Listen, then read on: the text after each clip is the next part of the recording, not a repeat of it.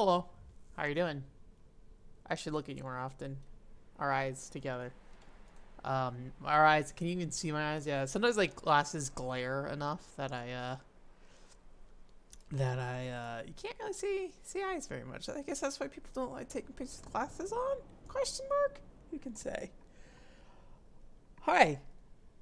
If you're here, we're streaming some PlayStation 2 games, Japanese, PlayStation 1 and PlayStation 2 games actually. So I just got back from being out of town, Georgia. I came back Wednesday night, I guess. Tuesday night, and then I worked Wednesday. But I've been kind of busy, so I haven't really had time to settle in still.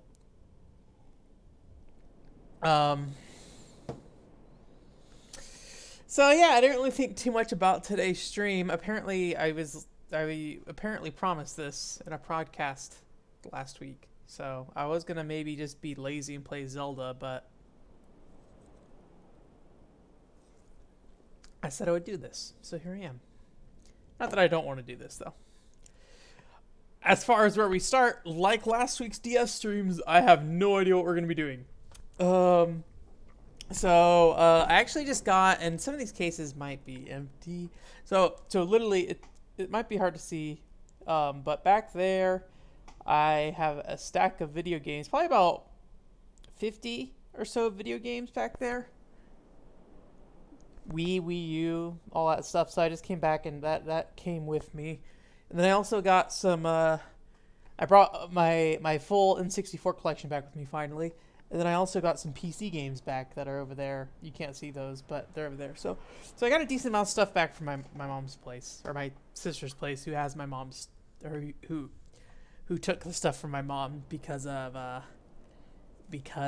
moving, and moving is hard. So I haven't really organized that stuff yet, but I do have a big stack of Japanese PS1 games here and PS2 games. I don't really know where to start though.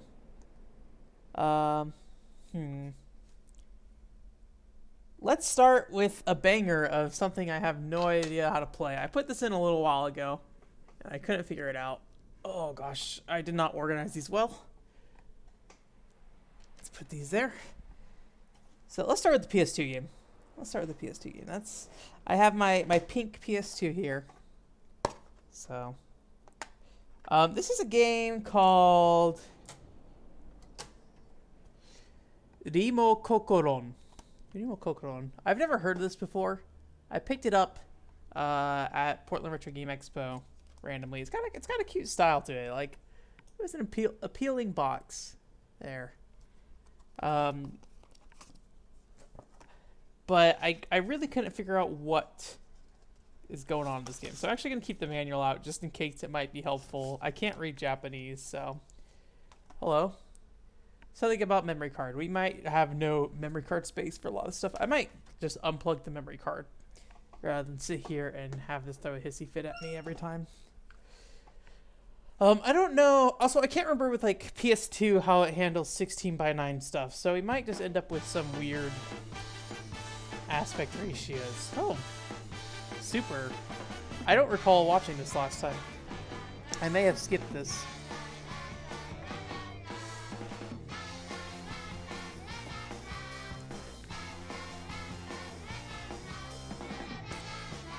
Mona pizza.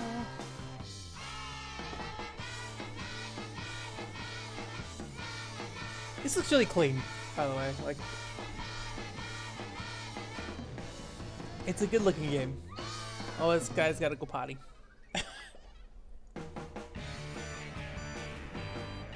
I'm also probably not gonna bother trying to de-interlace it, or change it into progressive. Dude's just walking around peeing, or wanting to pee. Does anyone else come across the screen? I probably should listen to the sound. Hello, child. What's Let me turn this game audio down here real quick for me. Oh, my TV sound is on. Okay.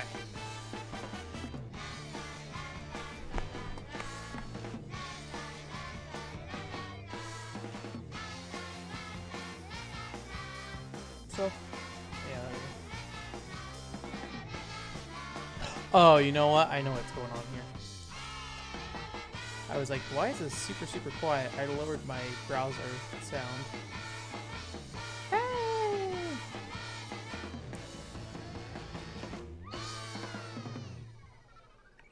I'm gonna turn this down a couple notches. Alright.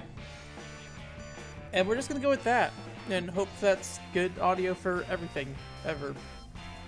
Forever and always. Okay. Now let me bring the chat back up. Here we are. Okay. It's taking a while to get these streams started recently. I'm not sure why I've been having so much trouble. I need my audio too. I forgot that much. Admittedly, I've been getting home and and not having a ton of time to prepare for these streams. So maybe that's why. Just like scatterbrain as I sit down. So there's a bunch of question marks here. It says Shindo.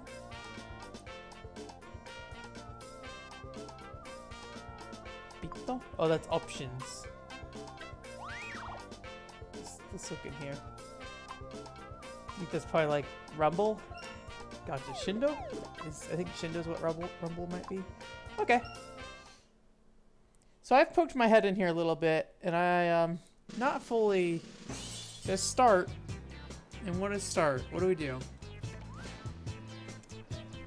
So this family's eating a hot pot. There's a cat. Lady looking at her diet book, and I can kind of move the camera around here. It's weird. It's like, so you think that zooming in and out would be like pressing up and down the analog stick here. It's actually rotating the stick back and forth. Nice booty. So we have like a heart in the corner. And square resets screen. Oh, the circle is also like a zoom in as well. Look how, man, look at that. Those eyes, they're so clean. Okay, pressing R1 caused something to happen. I have like a targeting reticle now. Let's get some soy sauce. Okay.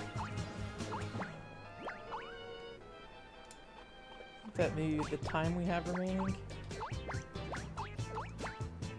Alright, so it looks like the only thing we really have at the moment is the ability to press R1. And I think we want to press R1 on people who are talking, maybe? Mega Sugomo Chaba. I don't know what that is, unfortunately.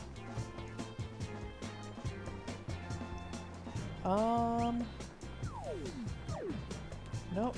It doesn't seem like he wants that. I'm gonna guess they're looking for things maybe, and I need to give them things. But let me see. Let me see if there's anything in here that I can just kind of like.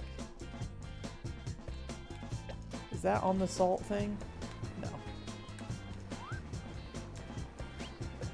I'm gonna guess that not being able to read Japanese is gonna be a real problem with this game. Sometimes you get this stuff, and this is just kind of how it is. You just like, you never know with some Japanese games. Sometimes it works out, sometimes you get a Team Innocent, sometimes you get something like this where it's like, I literally do not think I could play this game without being able to read some Japanese. Alright, let's oh, Grandma! Hi, Grandma. That's cute. Alright. What is, oh, dang it. Her thing's got, okay, what do you want? It's like I grab her text box or something. Because like in the top right corner you can see the hand close. Maybe she wants like light soy sauce? No. I also, I don't know. There's a cat down there that's very, well, maybe she has a diet book. So I feel like we can pretty reliably say she's probably gonna want diety things. Although I can, so am I technically picking this? The top left corner of the screen is like highlighting with heat or something. Yeah, it's weird. So I don't think I'm grabbing anything. It kind of looks like I am, but...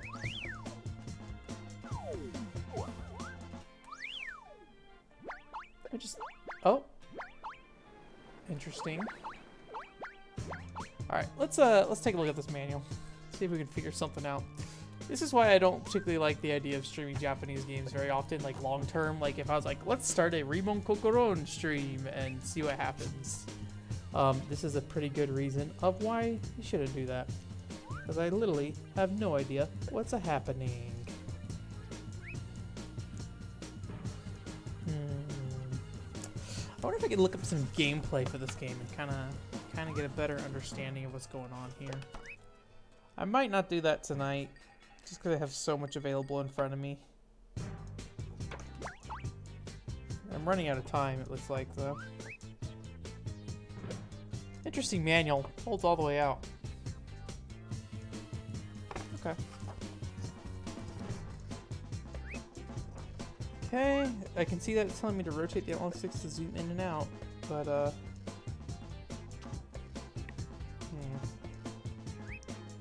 R1 to grab stuff. And it looks like she goes to the meat place instead. So, yeah, I think you're supposed to read what they're saying and then kind of figure out what's going on there. But I have a feeling that's probably not gonna happen. Let me give this meat to this cat. Cat is into that. They showed a picture of the grandpa, though. Grandpa does not want meat. How about you? Do you want meat? So what if I do this? Yeah, okay. Let me get the soy sauce to her. It's like, I don't know, it sometimes shows the picture of the husband?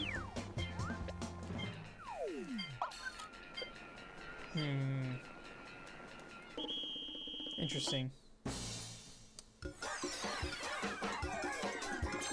Oh no.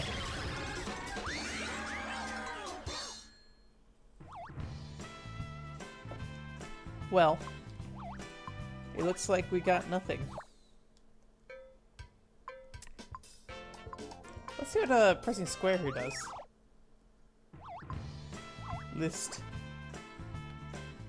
Mom wants something. Girl wants something. Yeah, I don't know. Maybe we'll revisit this someday if I can ever figure out what the heck's going on in this game.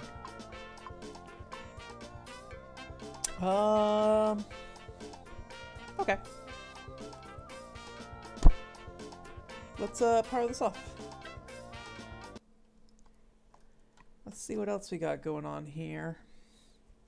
Let's switch over to a PS1 game. I'm gonna go ahead and just like stack these somewhere else so I don't accidentally, or I don't have to sit here and look through them every time.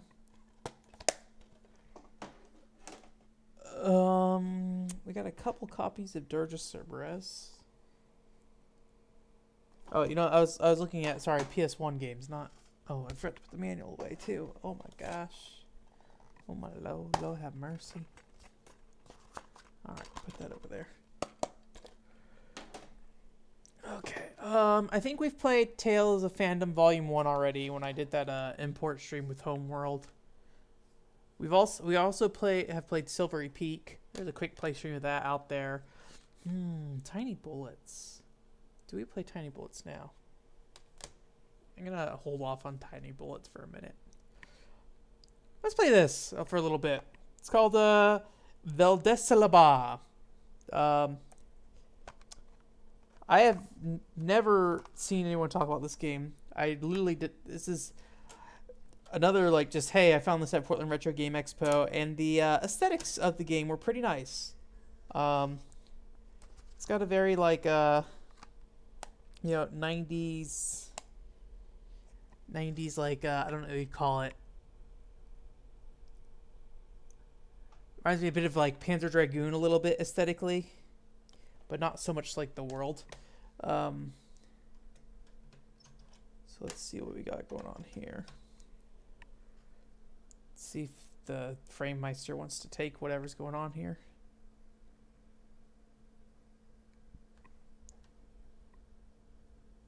There it goes. This game's opening song is amazing. We're gonna listen to it for a few seconds right here. Pump it up a little bit.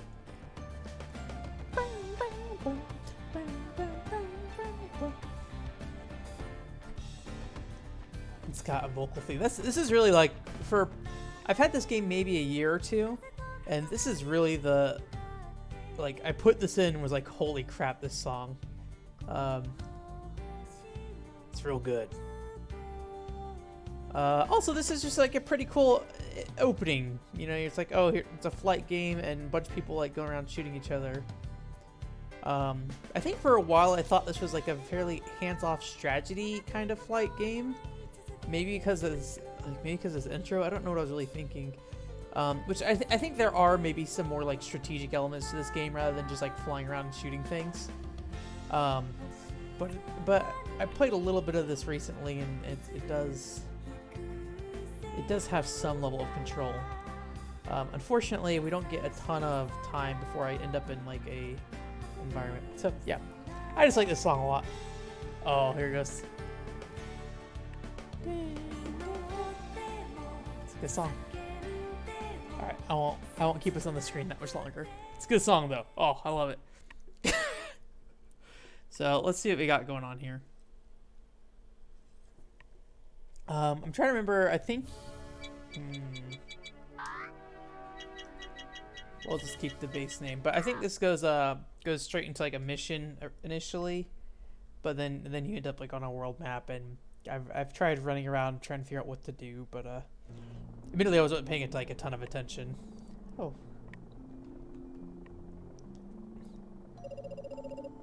So yeah, you have like this cursor that you move around. So like I have to move this cursor around via the D-pad. Let me just make sure there's no analog controls. Yeah. And so I can kind of like turn the camera all the way around me, so it doesn't like feel quite like what you'd expect. And so it's L and R to go left and right here. And then I think it's R2 and R1 to go up and down. Or no, I have to press both of them to go up and down.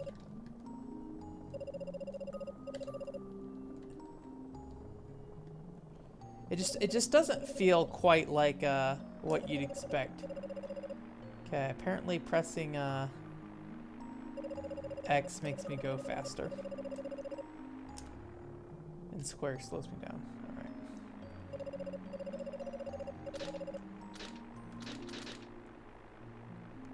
But yeah, since it's not a strategy game, I think this is something that I could probably eventually get a hang of if I kind of figure out what's going on here.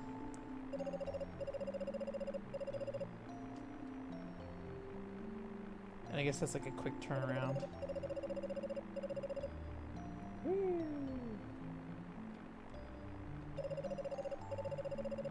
It is weird, like I'm holding LR and R1 or L1 and L2 a long time to make that happen. Like I'm gonna press it starting now. It's just like it's like not a particularly fast turnaround. It kind of reminds me a little bit of how like Steel Diver feels at time, but not nearly as like slow. Steel Diver has like a very like, I'm gonna press R1. Okay, now we're gonna start turning. Now we're gonna go this way, kind of a thing. It's like you always have to kind of plan ahead a little bit. Now I'm over the ocean. Let's see if I can go in the water. If it like, yeah, it forces you to stop. Also has a very Steel Diver like, hey, set the okay. Like set the... That's an interesting screen. Like you can set the speed and stuff. Huh. Just hide. Oh, and then there's like a compass in the bottom left-hand corner. Okay.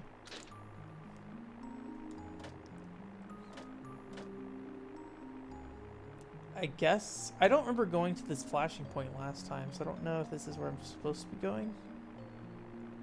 It's gonna take a very long time to get there too. Let's go back to land. Whoops. What a weird screen this is. Okay, let's go back to this.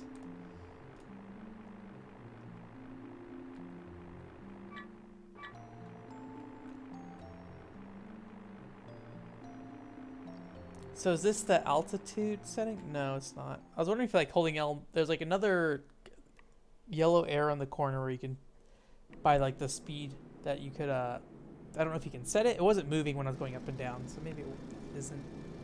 Sorry, that was just like a garbage amount of words out of my mouth. Hello.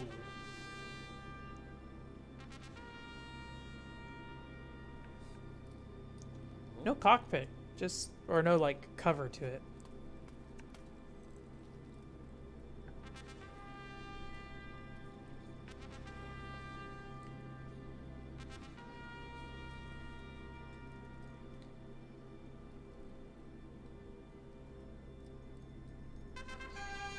Oh no.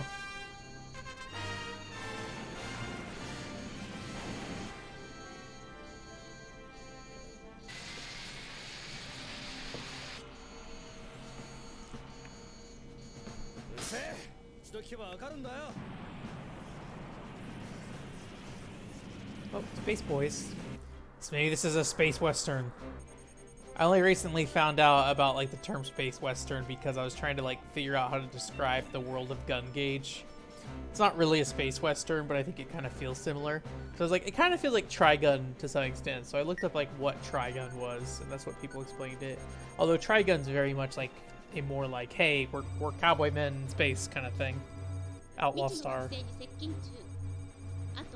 I need to play Outlaw Star at some point. I knew someone at one point who watched both the Japanese and English dub of Outlaw Star at the same time, which seemed ridiculous. I don't know. I feel like that would kill me.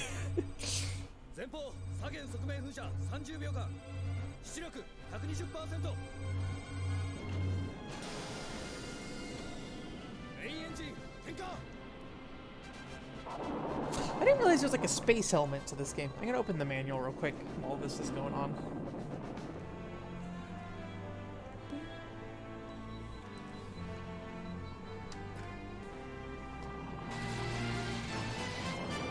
Oh no.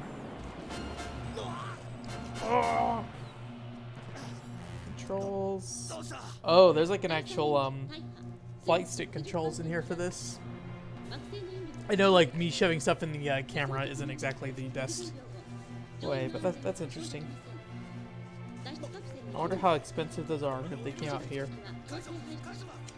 Maybe it'd be a fun thing to do if they're cheap. Just like tapping the broken screen. Oh no.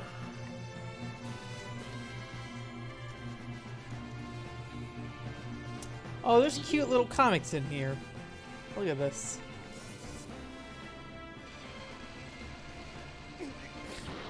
Little cute characters. Oh, I think each character has has their own little chibi drawing version. If this cutscene goes much longer, we might just skip past it. I think this is probably the end of the cutscene, but oh baby. Look at that. Got some muscle chibi ladies. Oh, there's multiple comics in here. That's interesting. There's a lot of art in here too, actually. Like, look at this. This is maybe the yeah, I guess manuals were pretty cool when they were done frequently. I'm trying to think if like digital manuals have a lot of this kind of stuff in it. I remember the Wii and Wii U's digital manuals being very, very boring. Maybe it's just the Wii's I'm thinking of. Yeah, I should look at digital manuals more often, see how much effort's put into them. I'd be curious to see. Okay, let's put this back in here for now. So this is where I got stuck last time. Basically, hey, you gotta run around and actually talk to people. I think I'm supposed to go see someone in a bed at some point. I seem to recall like some sort of cutscene triggering when I got there, and then just kind of went around and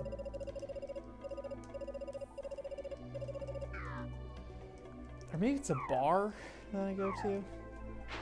But yeah, I just kind of walked around here for a little while and I couldn't figure it out. So let's walk around a little bit. See if we can figure out what's going on here. Maybe you'll have better luck on stream. Something about this world reminds me a lot of like Phantasy Star 2, running around that. Maybe just how like the rooms are laid out and stuff.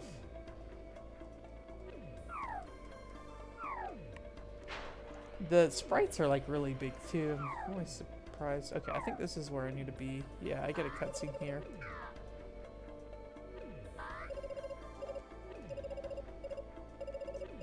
You know what? I don't recognize this cutscene. That dude's hair though, man.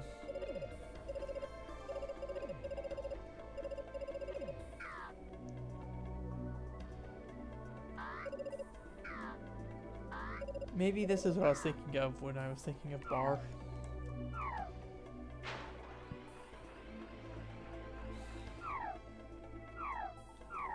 I like this background environment, which is just like pure blue. Alright. Oh! Okay, yeah, I do remember this cutscene, so I do think I think I did find this originally. Alrighty. So here's the part I got stuck at last time. I never was able to figure out where I need to go after this. This guy has a unique sprite, so I figured maybe him, but not the case. There's like a tube here, but I think that's not actually somewhere I can get to. Let's try those locked doors earlier. Okay, now these doors are open. That didn't happen last time.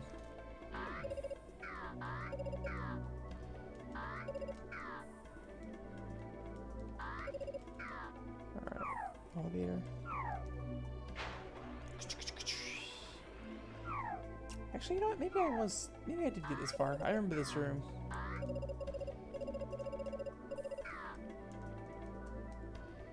Sleepy man.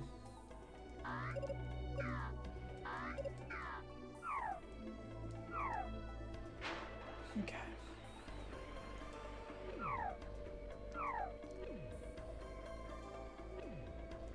It's a dead end apparently. Just a tunnel that goes into nothing.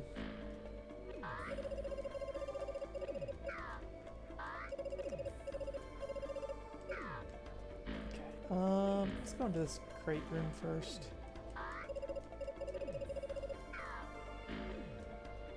Where does this lead to? Okay, back here. Man, that door opening noise sounds really weird. Opening and closing. Brum, brum, brum, brum.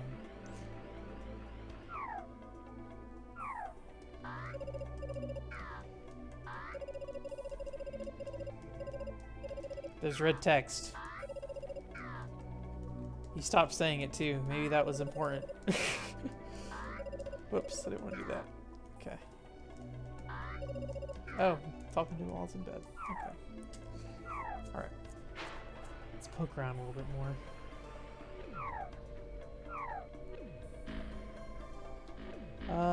That's the bedroom. I don't recall if I wanted this elevator or not. There's also this over here. Oh, I don't recognize this guy. Okay, apparently he's like some kind of shopkeeper or something. That's weird that like there's just like these hallways that just end and it's like, hey, you could walk out the door if you want. That's a unique model as well. Or at least so far is unique. Bench. Okay. Apparently I do not want to leave yet.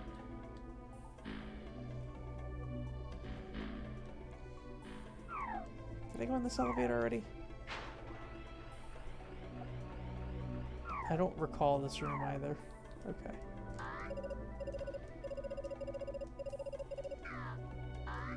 Oops. Alright. This is not promising so far.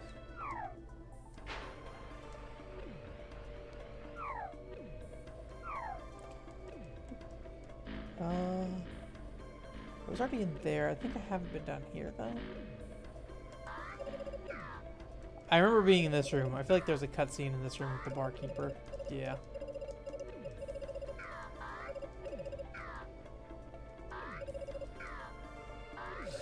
And now that I've like gotten something, I'm like, oh, maybe I should check the text because, oh, I didn't want to go in there, dang it. Maybe I should check the text to make sure I don't need to talk to anyone after I talk to the barkeeper kind of thing. Sure, it'd be easier if I learned Japanese someday. Rather than continue to try to stumble through these games as best as possible. Okay, that's the bedroom. I don't want to go up there yet. There was like a bench or something I was looking at. Let's try to leave here real quick. Okay, can't do that. Where was that bench at? I think the bench was over here. Whoops, well, now we're going up the elevator.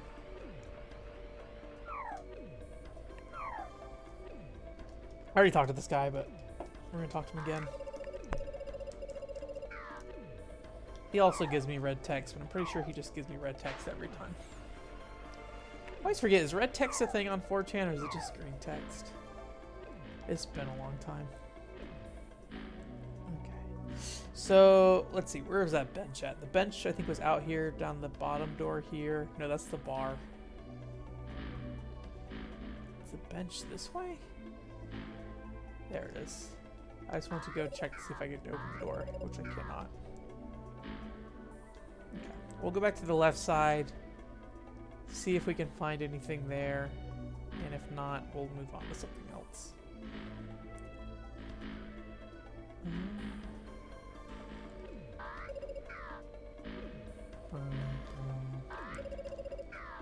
There again. Alright. Yeah. Well, someday I'll figure out what to do at this part of the game. But I think we're going to skip on trying to figure that out tonight. Because I feel like I've done a pretty good job of walking through this whole area. And have found a lot of nothing. So, let's see. This is like a... Let's go ahead and switch over. This is like a Blue Legend of Water. I think we've played that already before. So I'm going to set that aside for now.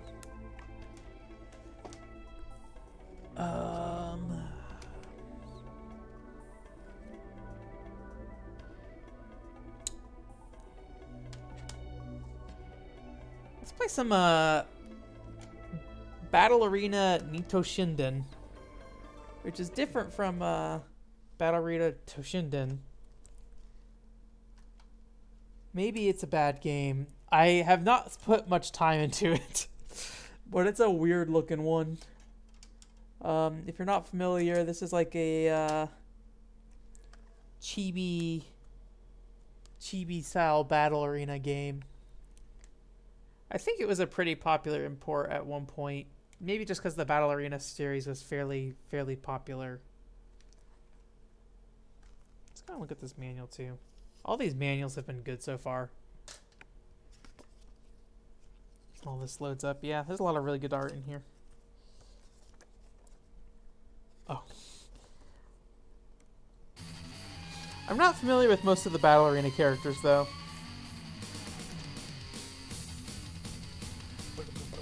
Oh, are these real people?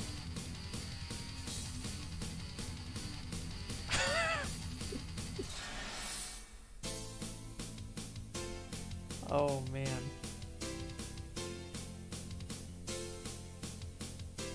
I don't know if this series ever had real people otherwise.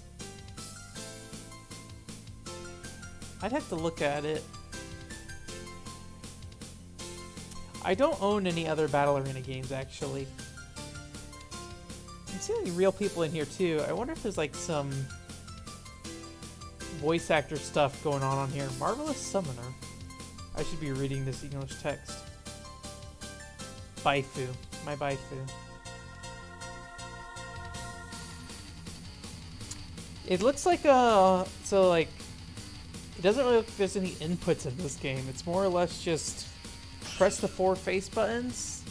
There they are. They're the little squishiness. Pretty much just press the 4 face buttons. And then use the triggers sometimes.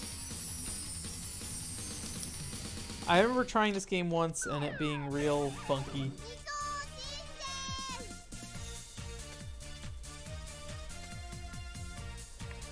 Alright, I don't know what any of this is. We're gonna start with the first one. Hello.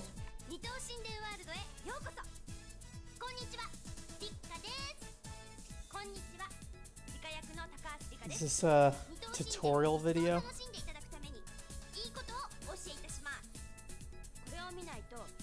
Yeah, it's just like a weird bounciness to all the characters in this game. Alright, that's silly. We're not gonna watch. I think this is tutorial. Let's get out of here. Whoops. Alright. Look at these character portraits. Alright, who are we gonna be? Tracy. I don't remember Tracy. She kind of looks like a, I think there's a Virtua Fighter character that looks like Tracy. Let's just be base EG. Also, that CPU is like freaking out on the other screen. Here we go! Here we go! Everything comes to him who waits.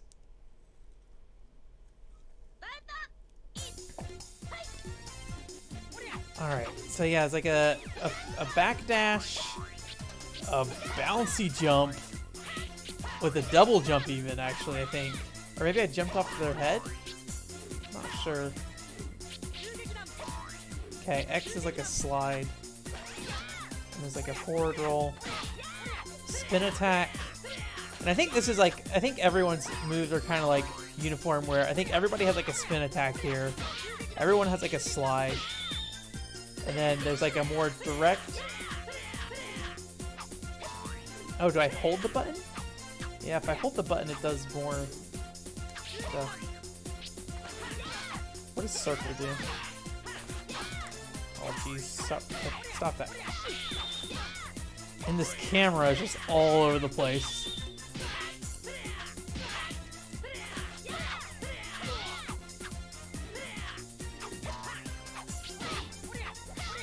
Get away from me. Oh, jeez. I'm gonna lose. I'm dead.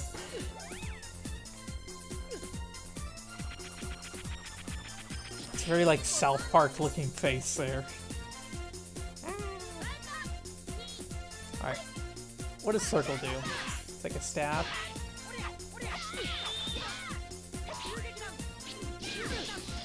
I feel like there's a strategy to this game. It's just very hard to tell what that strategy is. Okay, what's R1 do? Okay, I have a projectile, it looks like. I shoot those weird octopus things. But I only have 2 of them, actually.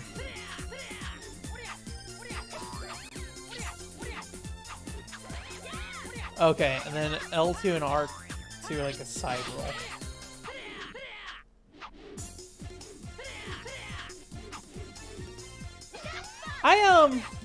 I like simple fighting games. I'm a big like Smash Brothers fan, although I mean like Smash Brothers arguably has a ton of depth to it. It's just like a different type of depth compared to like other fighting games, but this might be a little much. But yeah, it seems like it's basically, at least for this character, you have a spin attack, a stab forward, and then like a more combo-ish attack going on here. But it's very hard to tell like when I'm going to hit somebody. Maybe just because of how like bouncy I am. Like, I feel like there's not really like a defined hitbox or anything.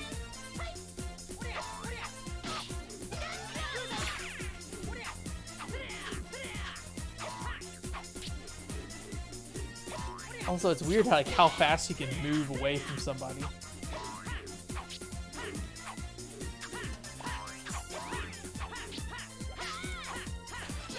And it's like I can interrupt my own attack by just like pressing the button a bunch.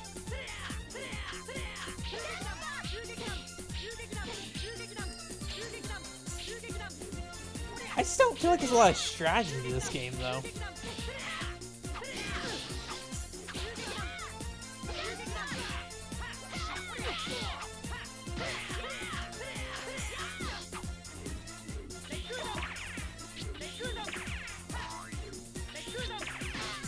Also, I have like unlimited, so I think I was mistaken earlier when I said I had a limited number of those.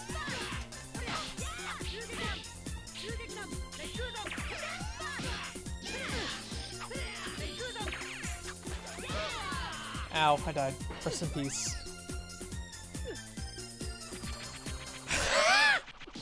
I don't know if you saw that. I rolled after I died. Like, I double tapped back and he still rolled. That's weird. Alright, let's see if we can switch characters.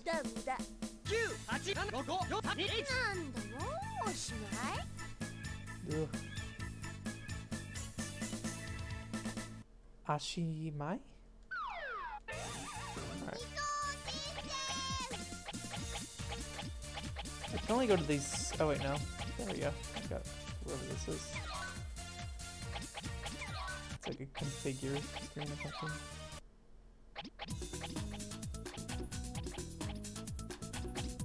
Let's try this dude. Oh, this is two players? I don't even know what's happening.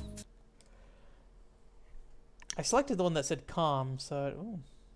The art is cute. That's probably the biggest takeaway from this game, is that like the actual 2D art that's going on here is... What is going on with my guy? He just doesn't even have a walk.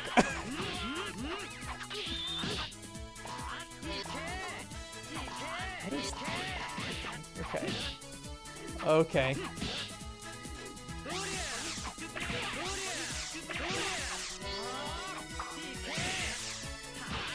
That is a long attack animation, jeez. Also, I am getting messed up.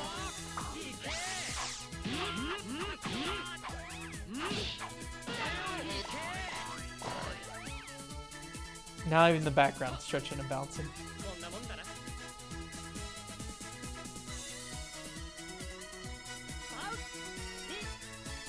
I haven't played a lot of Battle Arena Toshinden, but I don't recognize this guy, like, at all. Shu.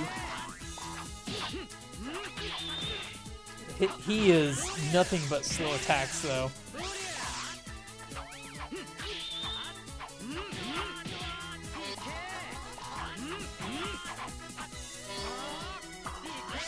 Oh man, the casting on that's so slow.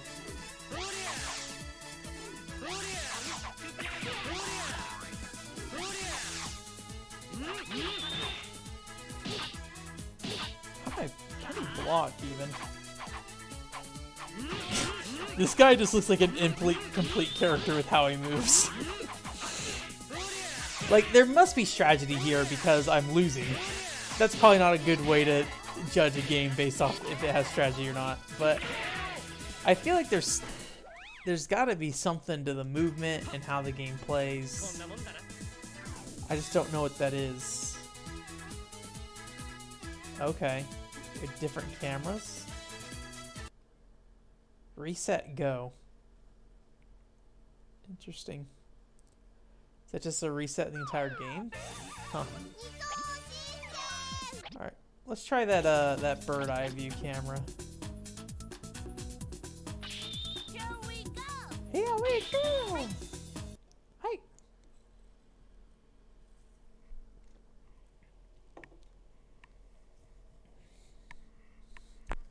I probably shouldn't play too much more of this. Okay, this is the bird eye view camera. This seems a lot more reasonable. Oh boy. Okay, we got a weirdo looking backflip. A slide. And a forward attack. I just don't really know when getting in ever makes sense. Like, why would you ever want to be close to somebody? Alright, I think we're just gonna flip our way to victory here.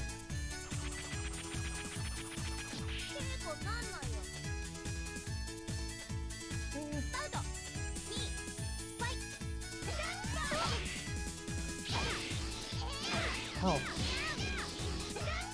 It's like flip forward and backwards. Okay. Yeah, there's just a lot of time where you feel like you just... Even the enemies sometimes feel like they should be hitting you, but they don't. Oh, that's interesting. When you jump, you like fall really hard when you attack.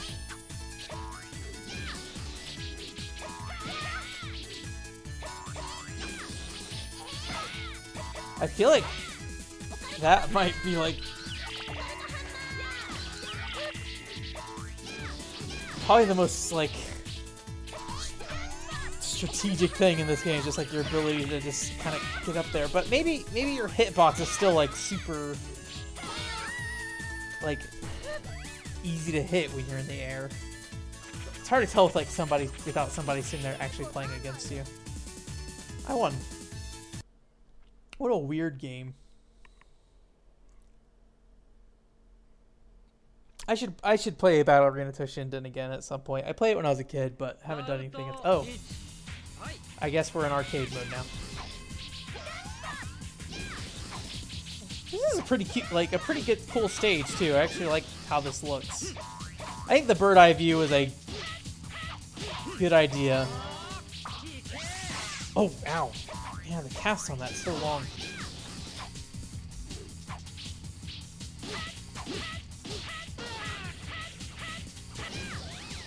Interesting. I guess that's how they keep you from comboing people too long, is makes them bounce out of your attack. Yeah, cool.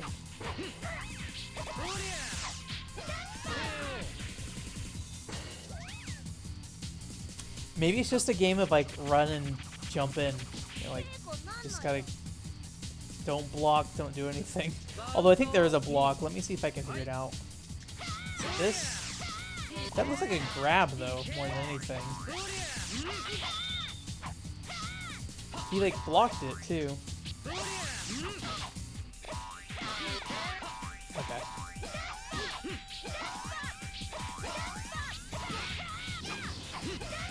Boy.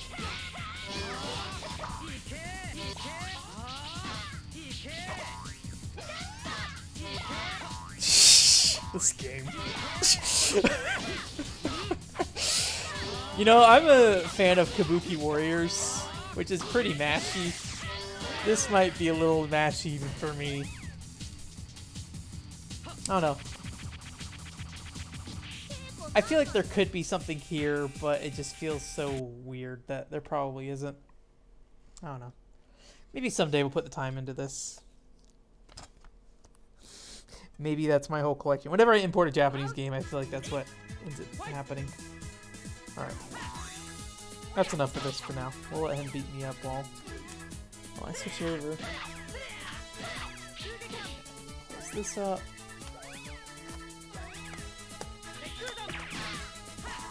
Oh yeah, tiny bullets. It's a... Oh, put the thing instead. Actually, I need to use the bathroom real quick, so I'm gonna run to the bathroom. Let me...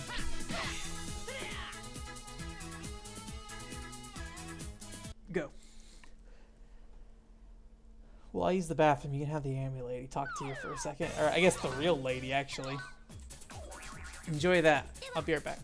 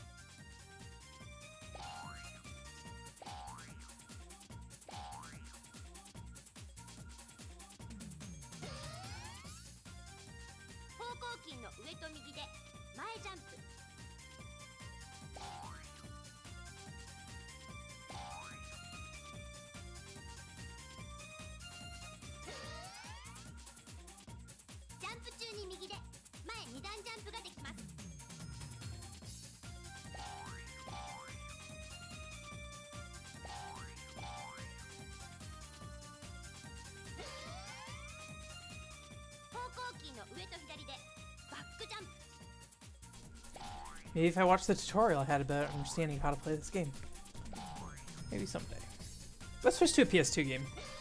We've done a handful of PS1 games in a row. Let's see. So let's take this out.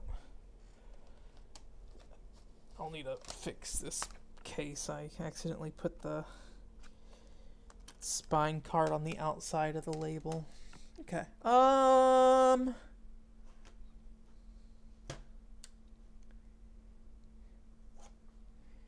play some Dirge Cerberus. The original version of Dirge Cerberus. So I actually have 2 copies of Dirge Cerberus here. I have the original one and then also the international one for various reasons. I won't get into it. Maybe most notably is the original Dirge Cerberus actually plays a little different than the international version and the one that came out in the US.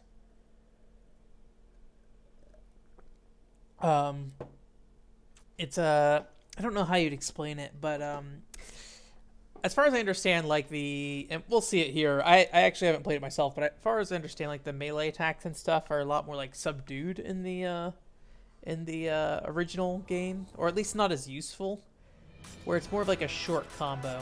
This one also had the play online stuff where you could play the multiplayer server stuff.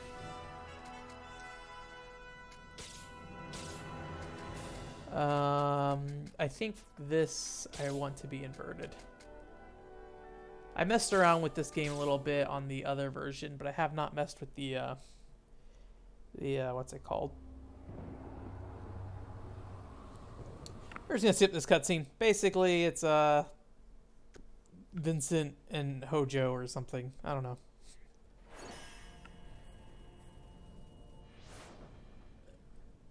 Hojo looks kind of dead in that cutscene, but isn't actually kind of dead. And then you're like on your Nokia cell phone in your room, and then all of a sudden, these dudes show up and like bomb your room, and you go and dance around the world. Vincent's hair in this game looks really weird, by the way. It just looks like super matted or something. And this character, I forget her name. It's like Selk or something like that, or Selkie's like a race, I think, but she starts with the S. She's actually in World of Final Fantasy of all things. Dead or alive. I also really like how this that transition there. Okay. So let me see the melee attack here because it's supposed to be different. I don't know, that kind of looks, maybe it's a little different. I think it's more of like a 3-hit combo in the other version, where in this one it's like pretty lengthy. Maybe it doesn't play quite, it's not as subdued as I thought it was. It actually might be extra lengthy.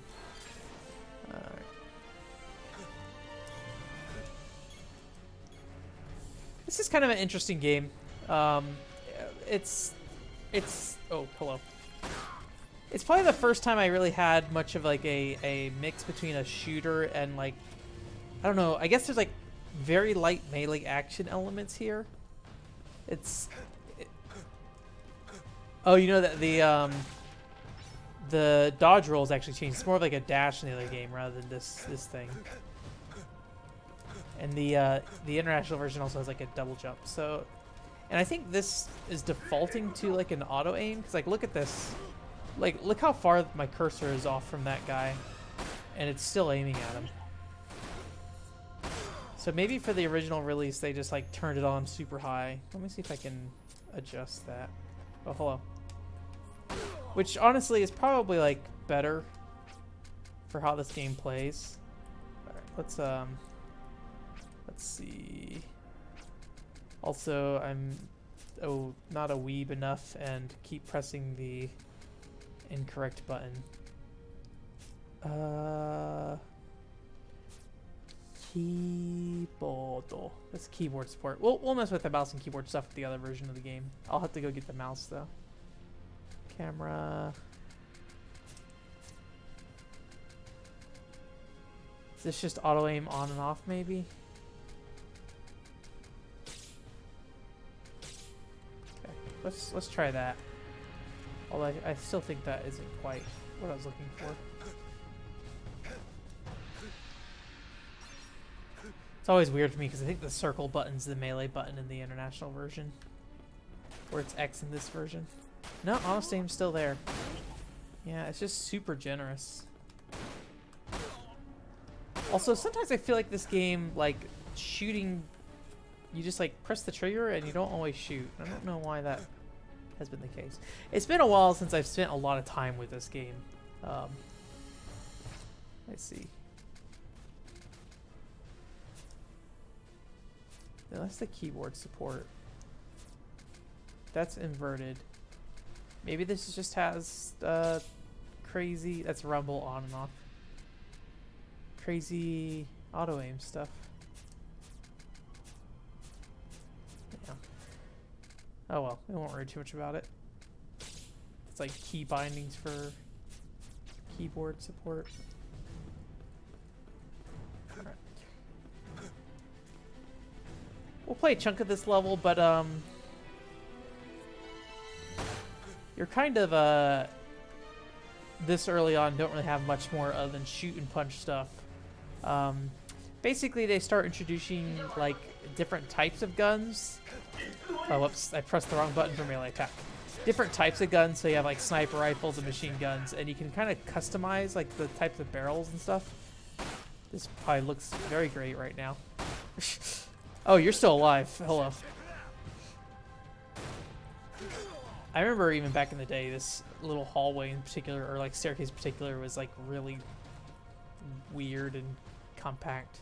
But you can like switch out different parts on the gun. You can also like attach materia to guns, and those materia.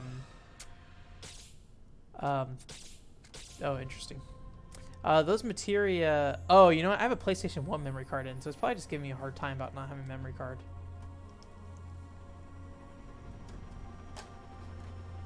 That helicopter sounds weird. Okay. But yeah, you have like magic spells and stuff in this game, and you can shoot.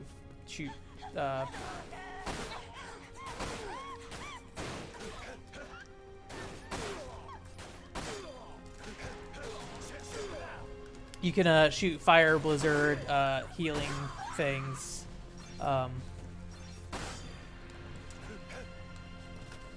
Although I don't know if the healing's actually in the offline mode. I think that might have been a multiplayer only thing, but I never played the multiplayer myself because it was Japan only, and it was only if you had like a hard drive and stuff. And I did have a hard drive in the American for Final Fantasy 11. So here we got some materia.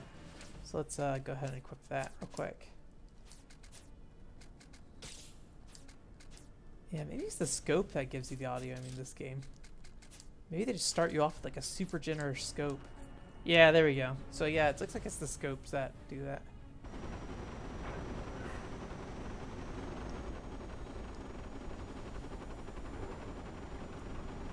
This game also has a weird story about like underground soldiers, or deep ground, I think is what they're called. Oh, I didn't hit him. Yeah, honestly the auto aim stuff in this game always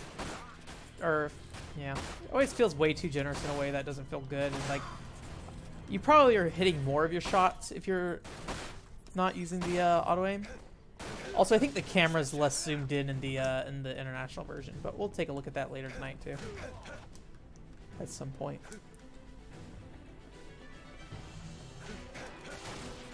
Yeah, this melee attack though is maybe closer to the original than I expected though.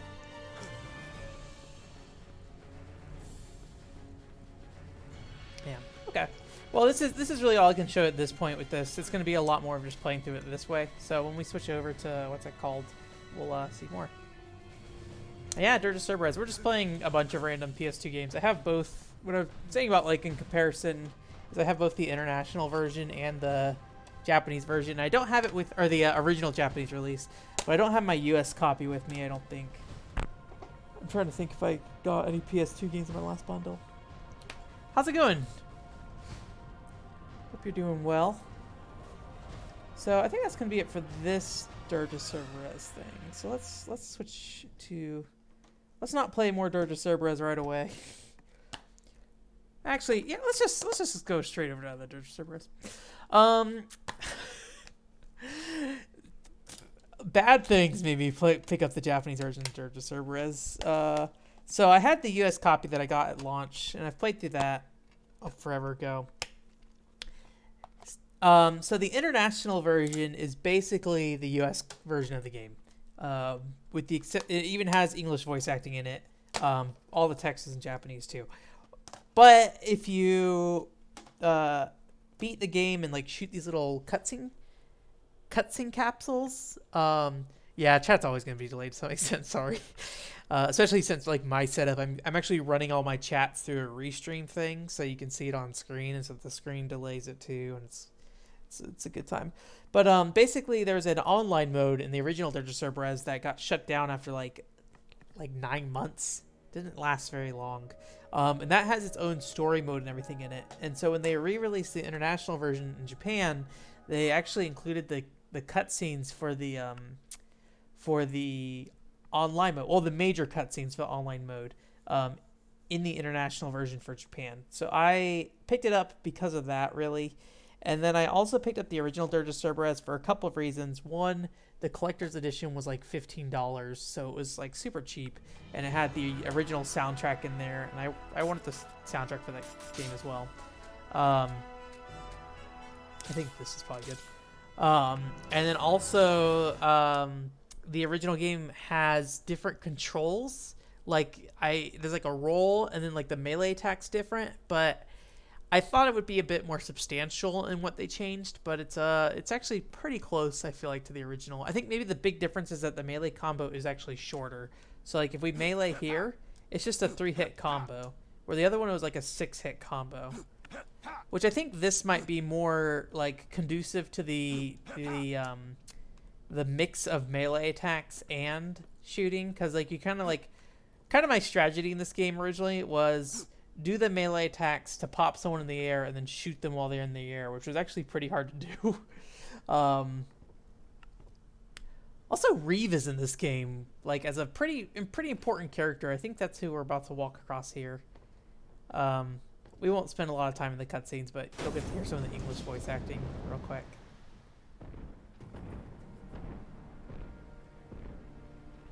Hey, dude. I forget his name. The proto-materia. Tell us where it is. But yeah, I don't think you can choose between the English or in the Japanese in the international version. I think they just straight up say, hey, you're going to listen to the Japanese voice acting. Hey, Or English voice acting. Vice.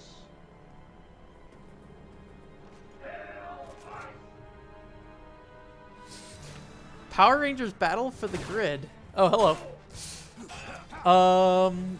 I don't know what you're talking about. Can you let me know what it is? Let me see. Why can't I materia? Oh, I have no MP. Okay. I wish this game was a little better about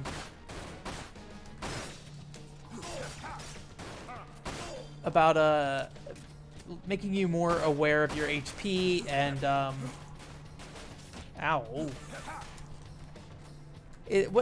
What is Power Rangers for the Grid? Is like a video game, or and what does grid mean? Oh man, this dude.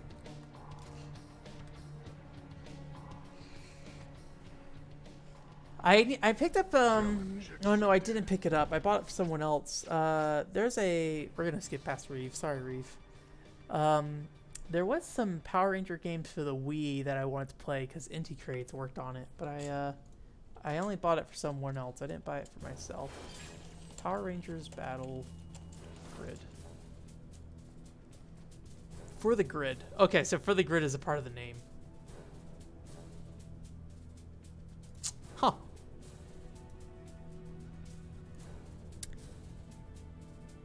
Yeah, I hadn't heard of this. I usually check the news at the end of the week, so I sometimes miss out on this stuff.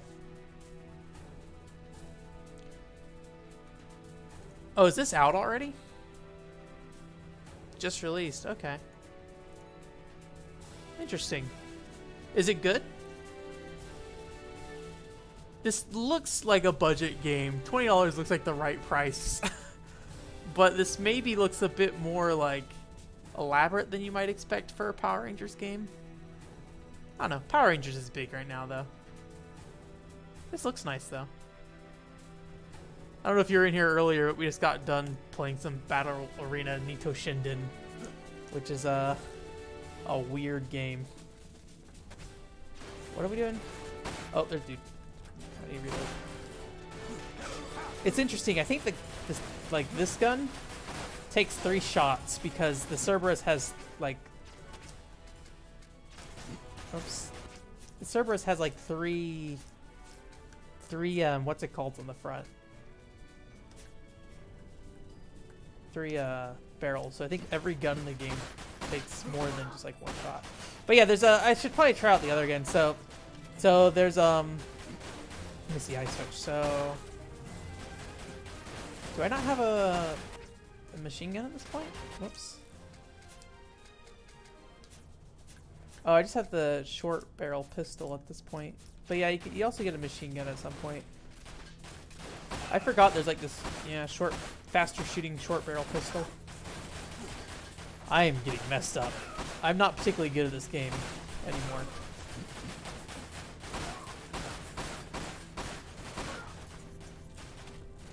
All right, let's back off a little bit. Just camp out this very smart AI.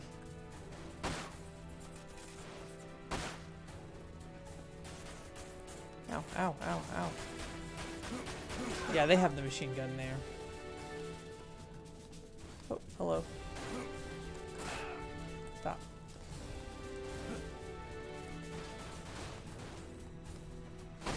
Oops. Video game barrels, yeah. Alright. This is the smarter thing to do. Although I'm still getting messed up by somebody somewhere. Right there. Jeez. There are so many people. I also don't have like any MP. Remoto break. Oh, this is limit break. I forgot about this. That load time trying to load this thing in. I still take damage actually here.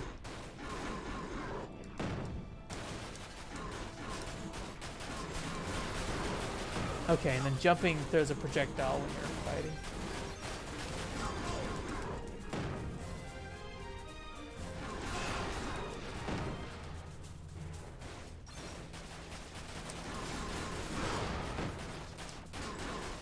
I actually don't see like where, like what's counting this thing down. I assume this is only a short time thing. I mean, I know it is only a limited time thing. I just don't know how limited of a time. Because I know in the original game, they actually like drain your MP when you're using Limit Breaker. Alright, there we go.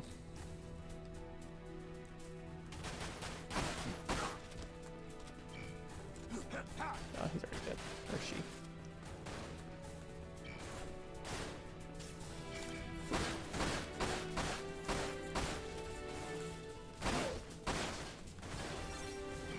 Use up these potions. I think I have some other objective here that I'm missing because the game is in Japanese. Anyways, that's some Dirge of Cerberus.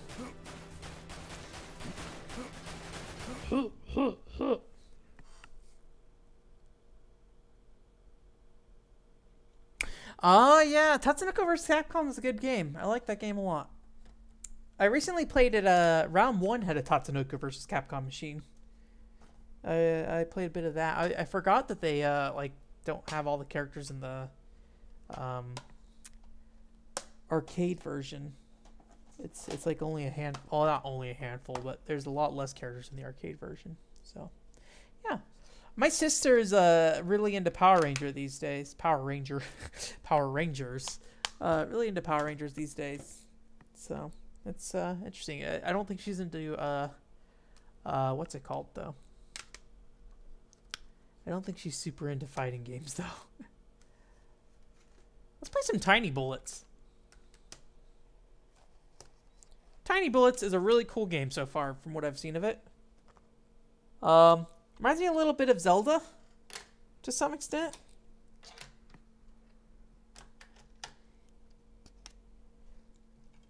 But with the slingshot as your main weapon, rather than a what's it called? Screenshots on here are pretty bad. yeah, if that fighting game's like really, I guess the big thing for me with fighting games is like how smooth does it feel to play, or if it is chunky to play, it needs to feel deliberately chunky. I need to. I don't know. Like I mainly just need it to flow, and I'm not somebody who does much more than um just kind of put in Hadouken motions with most fighting games as like my most complex thing outside of like just beating on people. I have My Life as a Prince and My Life as a Dark Lord. I bought it right before the service went offline. I have not played it yet though. Let's see.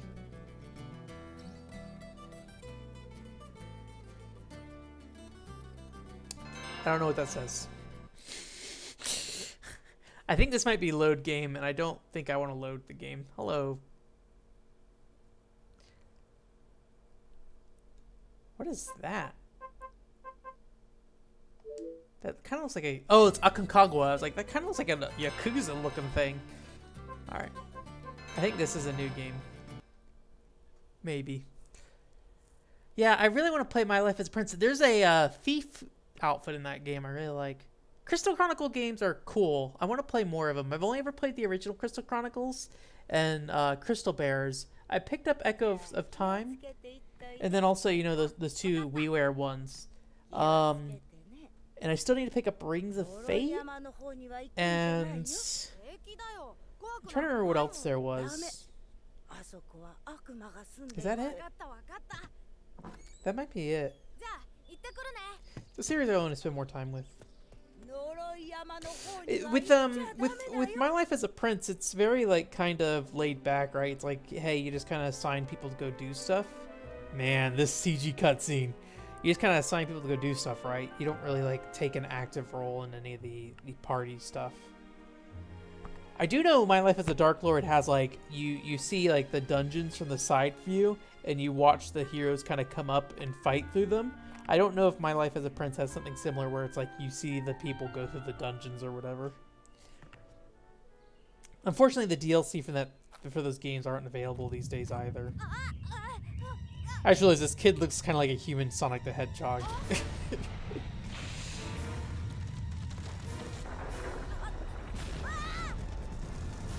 Also, this kid's voice reminds me a lot of like Wind Waker Link's voice.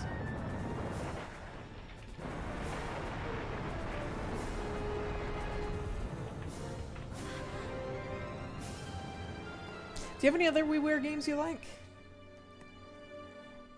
I think WiiWare is a very interesting platform. I wish I spent more time with it. There are definitely some games that I still kind of wish I picked up, or at least re-picked back up. I really like Snowpack Park a lot. Okay. So yeah, so your little slingshot kid, you have a slingshot, and I have like 10 better rocks and like infinite of these little rocks. Have like a quick turnaround, and also I can do kind of these first-person views, but it kind of feels like Tomb Raider a little bit in terms of how it moves. I forget if I can go into first-person mode with these rocks or not. I feel like I could. There we go. Okay.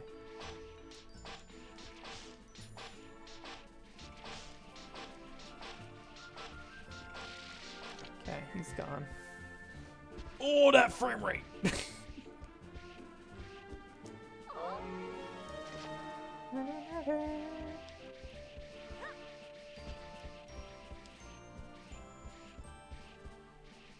I don't know if there's any fall damage in this game. I don't recall if it does. Let me see if there's analog controls too. Okay, no analog. PS1 is a era of maybe there's analog controls. Turn it on and see if anything happens. Oh, hello. This is a great camera. Oh. I probably should just go into first person whenever I'm shooting at somebody.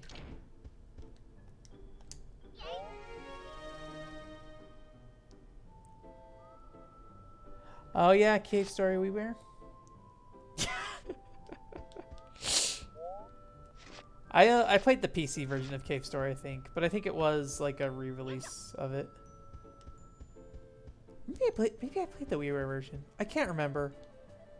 I feel like I played it on PC though. Can I grab these ledges? Yeah, there we go.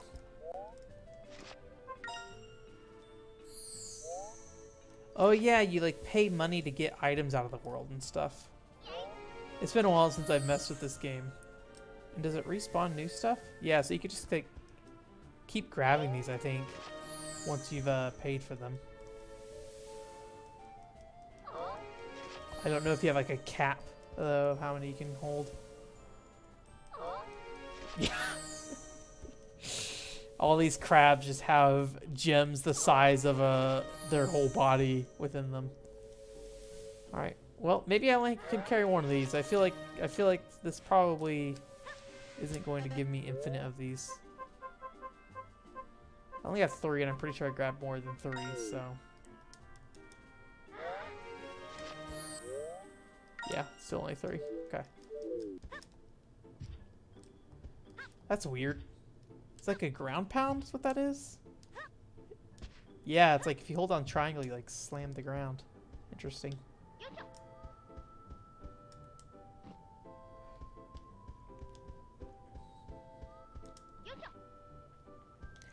Yeah, I think it's just unlimited. Put that there. Okay. Okay, get our 3rd block. And I forgot what I need this for. I think I can grab these from the other side, though, if I recall correctly. Oh, maybe not, actually. There we go. I'm Sonic the Hedgehog. Sonic doesn't need speed, he just needs roll. Alright. I should figure out what I'm doing in this room real quick while I sit here. Okay, there's something shiny up there.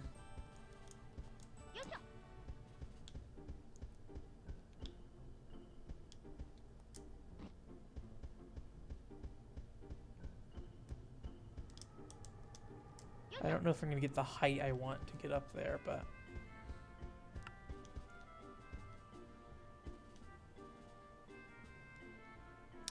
Astro Boy Omega Factor. Is that the Game Boy Advance game?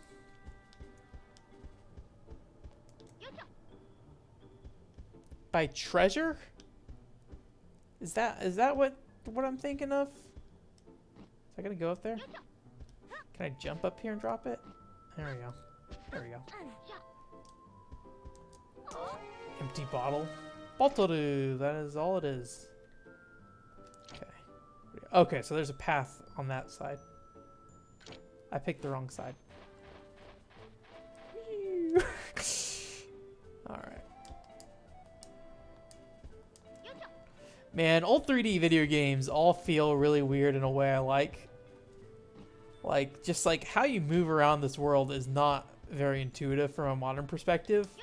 But it's just like people not knowing how to make these games, trying their best to figure something out. And I love that part of like early, or I guess like mid to late 90s 3D game design. Even like in the PS2 era, you get a lot of this kind of stuff where it's just like somebody thought this would be an okay way to control a game.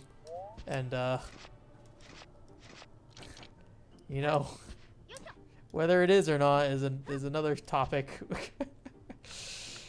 But you have a lot of like lineages where it's just like, oh, people were developing games in this way, and then someone found a better way to do it, and like this control, like the Tomb Raider control style, is just gone.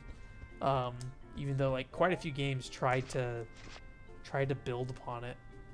I think I can grab this ledge. Yeah. Yeah, GBA is a system that I unfortunately haven't spent a lot of time with.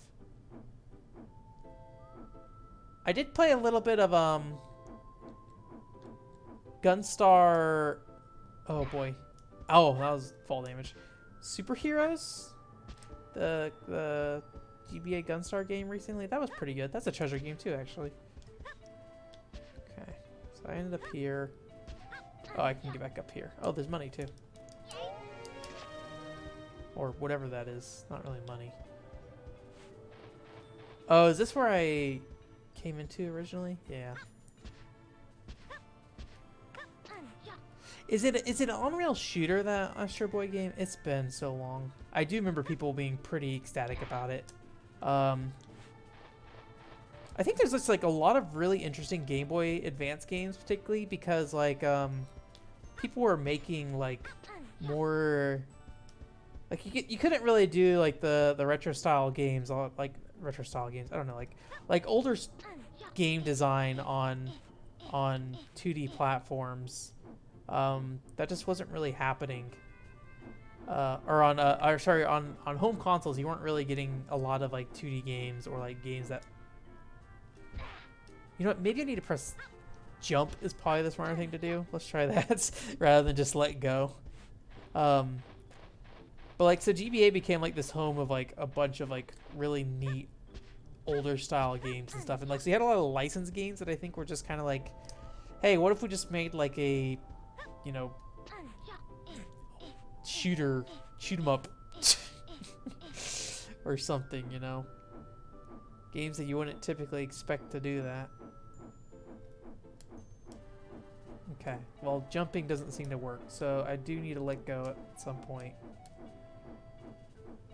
But the question is, when do I let go? Then, apparently. Give me that key. Can I switch sides? There we go. That's cool. Yeah, that's... Maybe one day I'll spend some time with it. I don't know much about Astro Boy. Although, like, it's been... I got, let me grab it real quick.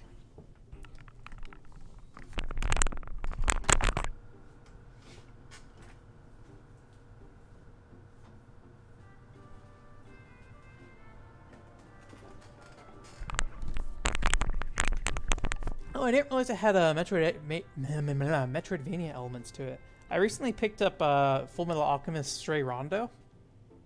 So this is a pretty neat game where it's like a JRPG, but it has like crafting mechanics in battle. Because I mean, like, it's really hard. I know the camera's not going to focus, so it's like really hard to see. But basically, you have like crafting mechanics mid battle, where you like are like in the picture here. It's like a cannon, like. Ed, I think his name is, the main character of Fullmetal Alchemist, like summons a cannon on the ground and stuff. So you can like mix and meld different materials you have carrying with you and use like different special attacks rather than just like, you know, MP or something. I think that's a really cool thing. But I haven't really looked into it too much because there's actually a fan translation for it for Stray Rondo. There's actually a Stray Rondo 2. I don't think that has a fan translation, though. Alright, I had a key. It told me to press triangle for something. To do that. Okay. So I wanna take a look at that at some point. Yeah, if you're cool with like emulating, like you can just go play the fan translation or whatever. The problem is that I need to get like a flash cart for the Game Boy Advance or something to go into playing that. I mean, I could play it in Japanese, but that's probably a bad idea, especially if there's an English version available, or someone made an English version available, I guess. Alright. So I guess that's going to let me out there, but now I can go through here? Yes. Or is this just letting me out now? I feel like there's some purpose to this hole. Or did I fall in over there and then I'm getting out over here? Is that what's happening? Okay, yeah, this is a new room. So I can pay money for whatever this is. Let's pay the money, because I don't know. I'm not keeping this save file or anything. I'm gonna guess it's more rocks, probably. Yeah, it looks like it.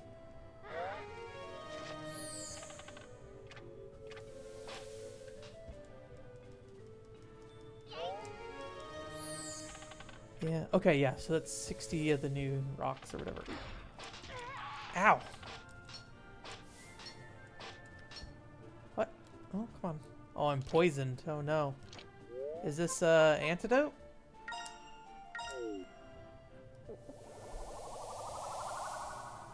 Looks like it.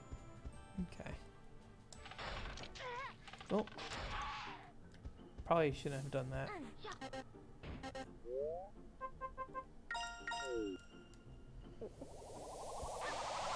Yeah, Game Boy Advance is a weakness of mine. I really haven't spent a lot of time with it. I mean, admittedly, it's a very short system life. I think it was like 2000 or 2004. For like how successful the Game Boy Advance was, it's very bizarre how little time it was around.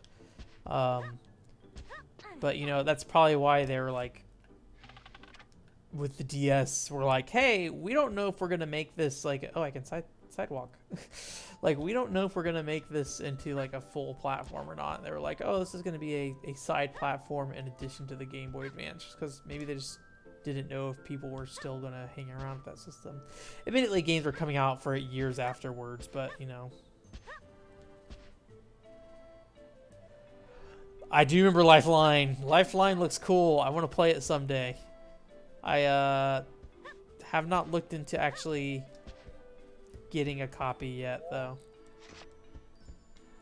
I only hear about how people don't like it, so we'll see. I don't know if okay. I don't know if that's gonna be I don't know. Maybe it's like a checkpoint or something. Is that a heal? Okay, it's like a heal point. I don't know if anyone actually likes that game or not, but it definitely looks cool.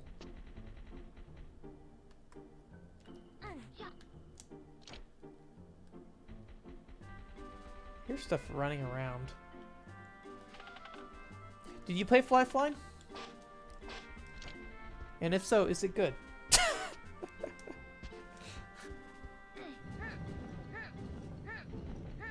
Yeah, I could, that actually would be an interesting game to stream, because I'd have to somehow hook two headsets up to my head. So I assume that thing's only compatible with certain headsets, but maybe it's just like a generic USB headset or something. There we go. There he is. I wonder if I can crouch and shoot. It doesn't look like it. Alright. Roll in. Oh boy, get away from me. Not really a good way to combat these things up close. Other than just kind of take it.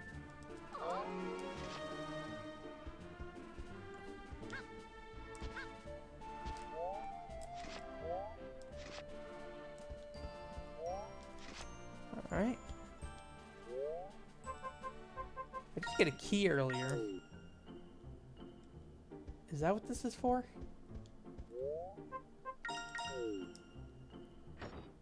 Sounds like it. Yeah, PlayStation 2 also a system. I really feel like the only system I feel comfortable with saying that I've kind of played everything I expect to play, and I was not paying attention to what happened at all, so I have no idea where that opened up anything. It's probably the GameCube. Like, I'm still missing some stuff for the GameCube, but I feel pretty good about my time with that system. If you told me I could never play another GameCube game again, I probably wouldn't be too upset. Like, I pretty much have kind of... The big things I'm missing is Billy Hatcher. I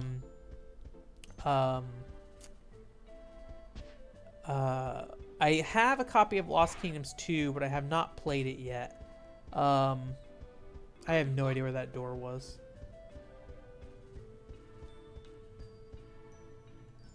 Down here? Let me see if I can... That looks like a map I had earlier. Oh, no, that's my slingshot.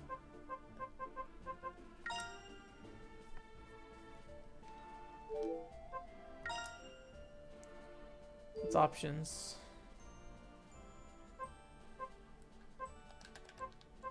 I don't see anything that looks like a map in here, at least. I picked up a scrolly looking thing. Okay, there we go. Okay, there's a red room back there, and it also looks like there's a room up here that I did go past. So let me go see if I can find that room real quick. Probably should stop playing Tiny Bullets soon, but this game's pretty alright. Geist, I like Geist a lot. Geist was the original game that got me interested in N-Space. Maybe the only game that got me interested in N-Space. I think I've always been waiting for that other another N-Space game to kind of catch my my eye, but it never happened. I don't know if N-Space is still around. I don't recall them ever shutting down. Is this what it? Oh, maybe this is where I'm supposed to go. Okay. I don't recall N-Space ever shutting down. I remember them making that like Diablo-like clone for 3DS, and I was pretty excited for that. But then I played the demo, and it was just kind of generic, so I didn't really ever get into it. But you know, honestly, N-Space is probably the kind of generic company of game in general. I think they might be doing like ports and stuff these days. Okay, so that was the room there. Let's go to the red room, and then if that's not where we're supposed to be, we'll move on to something else. Ooh, that frame rate. Yeah, Geist is pretty cool. Big fan of Baten Kaitos, but I mean that might not be surprising as someone who's like a big fan of Monolith Soft in general. Oh, hello.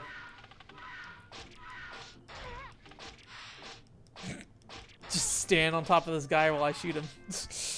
But yeah, I like GameCube a lot. It's probably one of my favorite systems. It's just very hard for me to get excited about it these days because I've kind of done everything I could with it.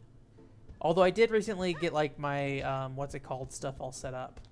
You know, Game Boy Advance stuff with my HDMI cables and stuff. That's nice. Wii titles. I feel like I could probably increase my Wii collection threefold and still be pretty happy with every game I get. So, how many Wii games have you played? Like, if you could, like, I don't know if you have like a number of your collection. I think I might have around like 90 or something. I haven't played all of them, obviously, but I've played a lot of them. The Wii is probably my favorite platform of all time.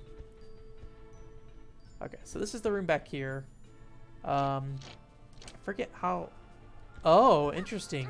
You can get a different, like, preset background kind of thing.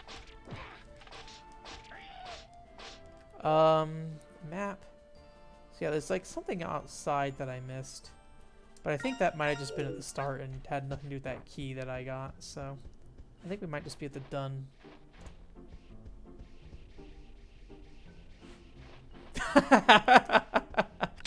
Well, you know, man, sometimes you just gotta do it.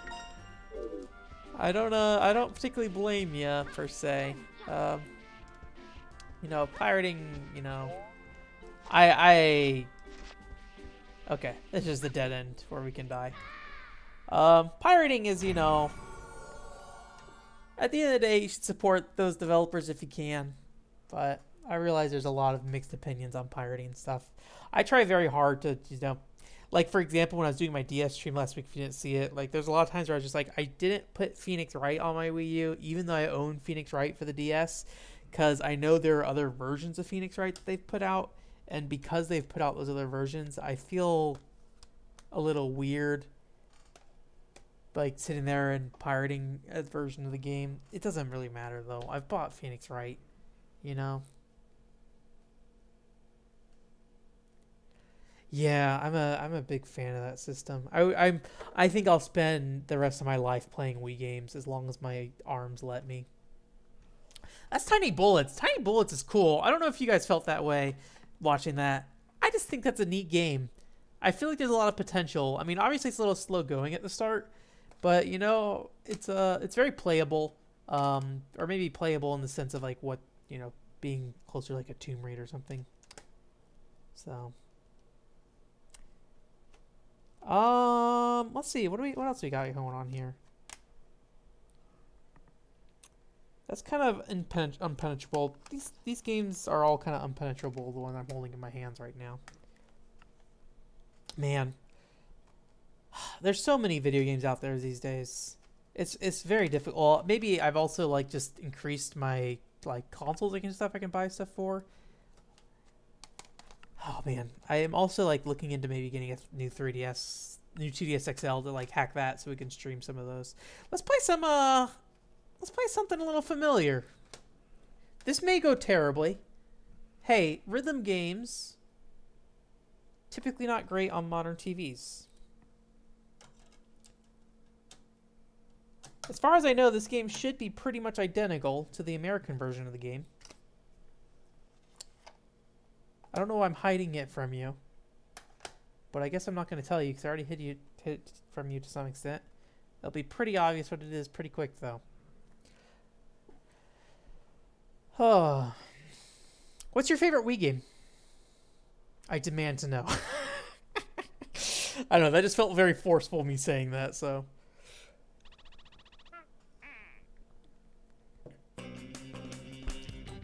What do you know? It's Parappa the Rappa. I'm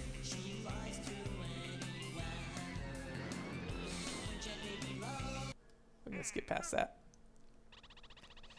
This is the Japanese version of Parappa the Rapper. As far as I know, other than the text on screen, it's pretty much unchanged. It also has the Frosty reference, where in the other versions of the game, outside I think like the first US release, they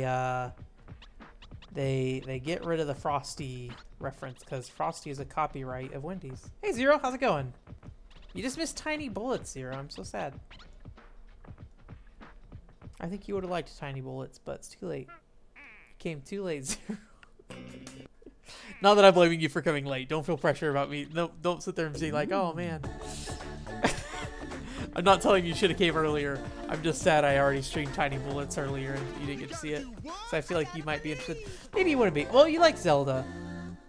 I'll show you some Tiny Bullets stuff later. I know it's like a mouthful to come into immediately into the stream. How you doing, Zero? How's that exam going? You should maybe not be watching my stream so you can study your exam.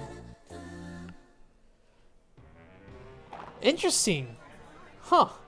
Resident Evil 4 Wii Edition is a good edition of that game. Have you played The Conduit 2? Because I'd be curious to know why The Conduit 2 doesn't take that role. If there's like something specific that the original Conduit does that you think is better. Walk outside. Stop it! There's no need to fear. I never realized he came out of the toilet. Because Joe Chin is here. Joe Chin. It's Joe. I have traveled the 7 seas. I have crossed every mountain known to man. I don't know how much we need to watch of Parappa the Rappa cutscenes. I don't really have anything to say about it. Let's see how bad this goes. I'm ready. And yeah, that's fine. No worries about focusing on my stream. You should focus on getting good grades. Well, that was good.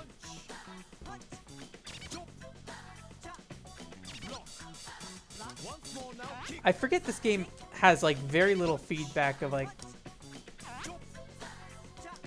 whether or not you're hitting these notes on time.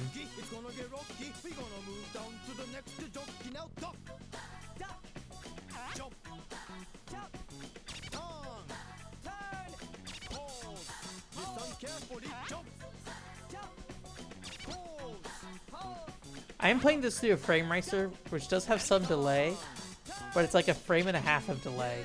So really the bigger concern is probably just your TV.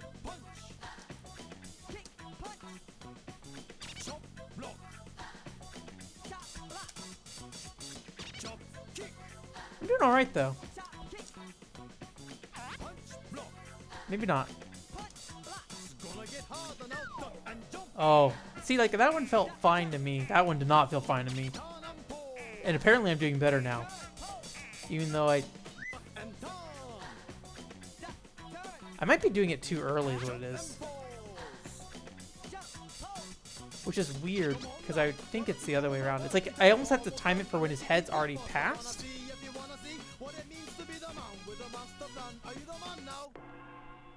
Here we go now. Kick, punch, block. Kick, punch, block. Chop, kick, block. Chop, kick, block. Block, duck, and kick it. Yeah. Block, kick, Oh, geez, I missed that triangle by a ton. block, punch. Duck, duck, turn. Duck, duck, turn. Jump, kick, chop. Jump, kick, chop. And punch, punch, punch. Sorry, games like this are... Punch, punch, punch. Yeah. That's it for Yeah, apparently, like, doing it afterwards is what seems to be Good job, Parappa. good. You can go on to the next stage now. Yahoo! I remember the PS4 version, I failed this stage probably about 5 to 10 times originally. So... Oh, is the online? I really didn't play the online for the Conduit. By the time I played the Conduit, all the Nintendo servers were offline, unfortunately. Knock you out. So I kind of missed the boat on that one. That's Parappa. Basically just the English version of the game. Do you want to save? Seibu. Sorry, Seibu shimasu. I know Japanese. No, I don't know any Japanese. I know katakana, and you could figure... Well, actually, that's hiragana. Well, no, that's katakana and hiragana. Don't listen to me. Don't listen to the garbage that's coming out of my mouth. I wonder if how the so I recently been looking into Nintendo DS servers, and I found people who are emulating servers these days. And I mean, you wouldn't get the Conduit community you used to have. It's kind of one of those things like Final Fantasy 11 will never quite be Final Fantasy 11 again for what it was. Although there's people playing those private servers for Final Fantasy 11 that are apparently running it on like the Japanese, or not Japanese, the 2005 content and things like that. Those servers are kind of interesting. So I wonder if there's people out there doing Wii servers, because other than I think Activision's Call of Duty servers, I think those are still technically online officially. Like I think you could still play Black Ops on the Wii against people, weirdly enough. But yeah, the Conduit's offline. So I wonder if there is someone who's doing like, no step on the gas, sorry. Maybe eventually, maybe that's just, like, that played fine for the most part. So I'm actually not too concerned about running that thing through my, internet, through my FrameMeister and, like, it being unplayable or something. So I was worried I was going to have to play it, like, on a CRT, and streaming stuff from my CRT is not particularly easy. It's not hard, but it requires more effort because I'm running it through a different capture card, and I have to have my CRT over here. I guess you can't really see it on my Thousand Arm streams. I had to have like a CRT that was like behind me, so I was actually playing over this on this side beforehand. Which, by the way, Zero, they're all the games I was talking about. It doesn't look like a lot, but there's probably about like 50 or 60 games there, and then I have my Nintendo 64 games. That I brought as well. So I have all my 64 games now. I also brought some PC games that are on my shelf now. And I think I put some PS2 games up here too. No, I didn't put PS2 games on there yet. Sorry. I'm a liar. No new PS2 games. That's mostly Wii, Wii U, and Dreamcast and PS1 that's way back there. Oh, also, I brought this. Unfortunately, it doesn't work. This is Alice in Cyberland, by the way, I should mention. This game's weird. We'll talk about it here in a second. I brought Dragon Quest Kenshin with me. Unfortunately, I can't get it to work. So if you don't know, and actually, Shamaruku, you might be interested in this. If you played Dragon Quest Swords on the Wii, this is like the original Dragon Quest Swords. I got very excited about this all of a sudden. So you basically have, oh,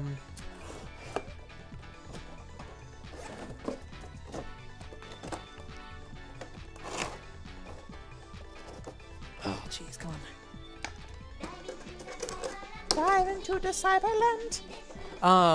You have this thing, which is the console, and you put the game in here. It's like a little booklet you put in here, and there's little like infrared lights, so it's very Wii-like in technology.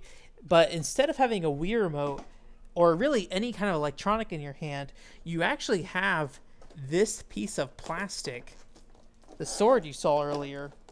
Come on. Get out of there. So you have this sword in there, and so the sword has like a reflective paint on it, and so it reflects the light that comes from this thing, and it reads this like almost like a sensor bar being reflected back. It's like if the sensor bar actually did some sensing. So yeah, so you actually use this to point at the screen and select things and swipe using this. But this one doesn't work for some reason. I couldn't figure out what's going on with it. I think there's something wrong with the infrared lights possibly. I don't know. I probably need to sit down and spend some more time with it at some point and see what's going on. But yeah, it's pretty cool. I just wish it worked. It was only $20, so I didn't like have too much regret, you know, picking it up. It's still like packaging wise is pretty neat. But yeah, this is the game cartridge. It's like a little book here. As far as I know, though, this is the only game cartridge that they put out for this thing. So, you're fine. You're fine. Don't worry about it. It's just like a stack of games over there. Anyways, I just got very excited about that. Let's play Alice in Cyberland. Got this rad music too. Let's talk about this stuff. I need to figure out how to put this away. Anyways, yeah, I put it over here just because, you know, there's a manual in here too. I put it over here because I thought it might be kind of neat to show off. Anyways, Alice in Cyberland. That's a video game. Kind of. It's mostly a visual novel, but there's a couple things I do want to look at here. It's actually one of the first games I streamed, but I actually messed up the stream for it. So, it is no longer listed because it literally was just me in the back mumbling the whole time because I actually turned my microphone down to like 1 out of 100. So,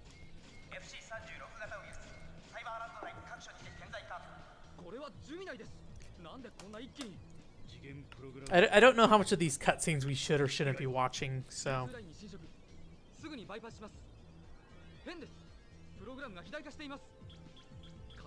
Dragon Quest Sword is my favorite Dragon Quest, actually. Sorry, I'm having a hard time saying your name. Shamaruku. Dragon Quest Sword is probably my favorite Dragon Quest. Dragon Quest Heroes 2 is pretty good. It's a Musou game, but it's actually structured a lot like Dragon Quest Swords. So it's kind of like that, you know, like the central town that has like the 5 or so exits around, and you go out to different areas. But unlike Dragon Quest Swords, which is all in rails, you go and like roam these like little realms. So it's definitely much more of an open game. That game's real cool though. I really like Dragon Quest Heroes too. Oh no!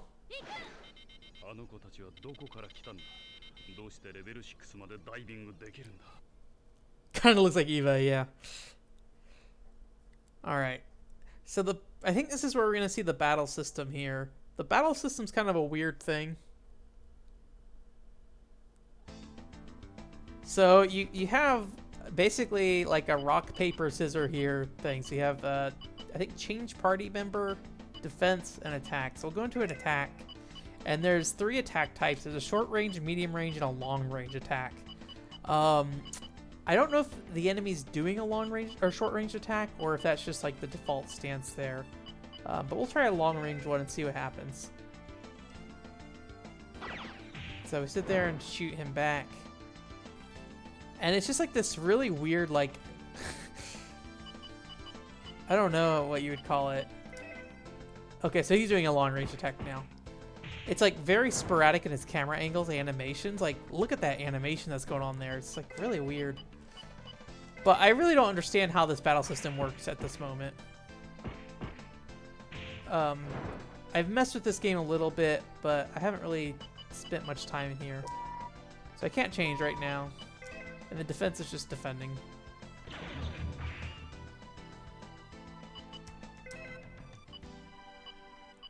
I'm sure it's probably like rock, paper, scissors of, you know, do short, medium, or long range attacks to beat the other attack type.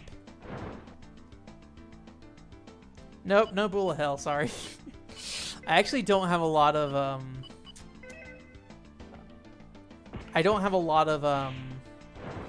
like shoot 'em ups. That's probably one of my weakest links in terms of game content. That and sports games. Survival games, dungeon crawlers. Those are also weak links for me. I haven't really played like a Etrian Odyssey kind of game or anything like that. あんた何にもしてなかったじゃないよ。だって時間早くエキジットしなきゃ。盗み見はダメですよ。 Oh, I didn't know Fate Extra had something like that. The only Fate game I've seen is that Muso one, and there's that PSP one as well. But I don't remember anything about it really, to be honest with you. What do you know? They're high school girls, so we're gonna go to high school now. We fought in Cyberland. Time to be in high school. Which you know what that means because we're streaming, and I know none of you wants to sit here and watch me like try to understand what's happening in a Japanese video game. Let's skip past as much as this is possible.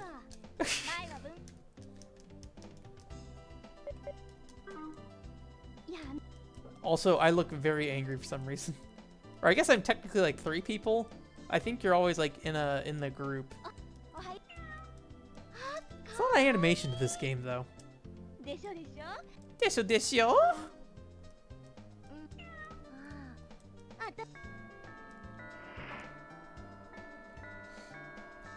I'm guessing this is the core progression of the game though. So class male.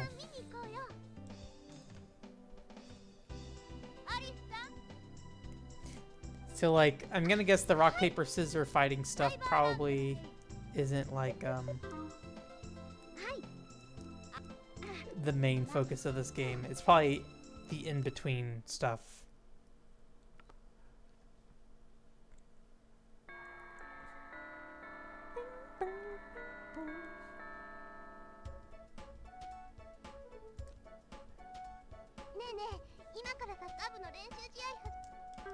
Let's there's one specific thing I want to go do here.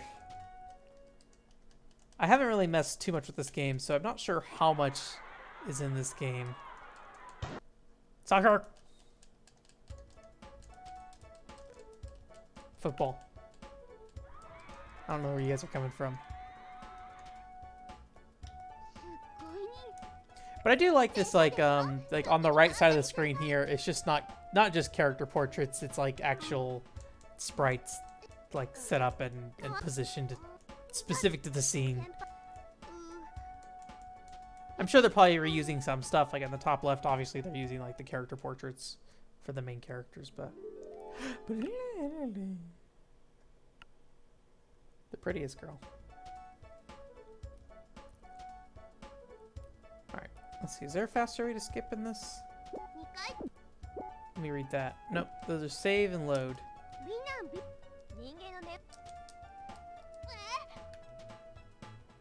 Maybe it's L2. I think things just kind of went fast. Welcome to Tampa, Florida. I was actually just out in Florida. Not in Tampa. I was in Palm Coast, if you know where that is. And I went to the Jacksonville airport, so. Alright. I don't remember this screen being so weird looking. If you can read Japanese, we're gonna go to karaoke.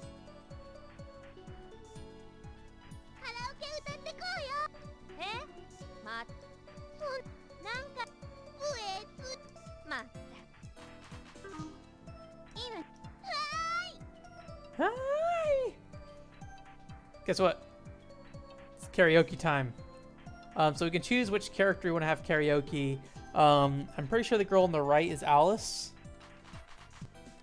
The girl in the middle, I don't know what her name is. Is that Nena? Nena? Shori? It's a green hair girl. I think Alice is the song from the opening. Yeah, it's like a dating sim kind of open world thing. Nope, I picked the wrong girl. Oh well, that's okay. I think her song's a little weird. I think she might dress up as an animal or something.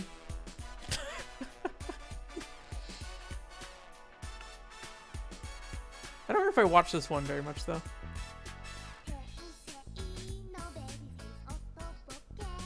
This is pretty much all I know about this game so far. Is you do rock, paper, scissors stuff, you go to school, and then if you go over here, you can get to karaoke. And have little Blastoids dancing around. And this lasts a while. I think it's like 5 minutes are these songs. We won't spend the full time probably. There's a lot of nice sprite work in this game. I think that's maybe what stands out to me most. Like, I don't know how you guys feel about it, but I don't know. It just feels like a lot of unique sprite stuff. Is there no gameplay? That's a good question. We did the rock, paper, scissors battle earlier. You do some visual novel multi-choicing. And we walked over to karaoke. That's all the gameplay I've seen so far. So I'm not sure if there's more to it. I don't know.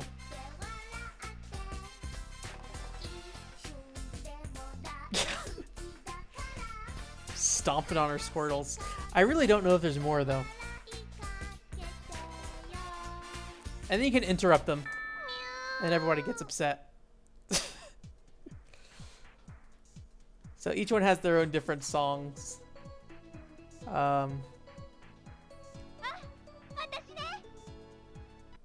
I felt like it kicked us out. Maybe it only kicks you out after 2 of them.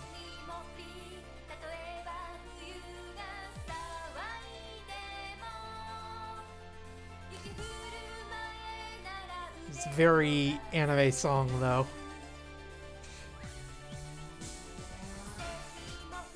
Set me more free.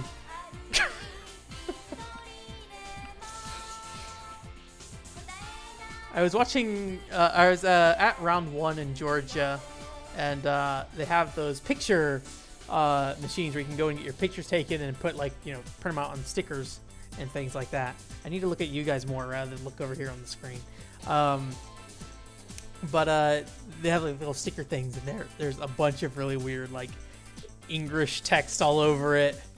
So, anyways, we'll leave the karaoke bar. Goodbye. And we'll see if we can go anywhere else here real quick. But I probably am not gonna be able to read most of these. Go to the pet store. There's an arcade thing. Let's go to the game place, actually. Very excited about that. I love broken English. It's great. He's cute. Give me the game. Let's see what kind of game. Maybe this is the gameplay we desired, Zero. Is this a fighting game? Man. Oh, double Alice. Oh, man. I'm ready. Oh, no, this is rock, paper, scissors as well. See what this is. I don't know how to choose different things. Okay, that was fist. Ooh. Little sad it's not an actual fighting game. Oh, I backed out of it on accident.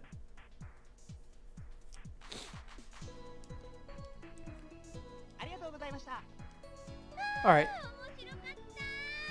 Oh, that was very interesting.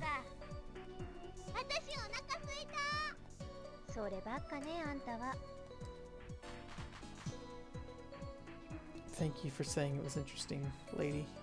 Okay, let's go to the pet store. I'm gonna guess that's all that thing is. I didn't figure out how to play rock, paper, scissors, but that's probably all I need to know about that thing.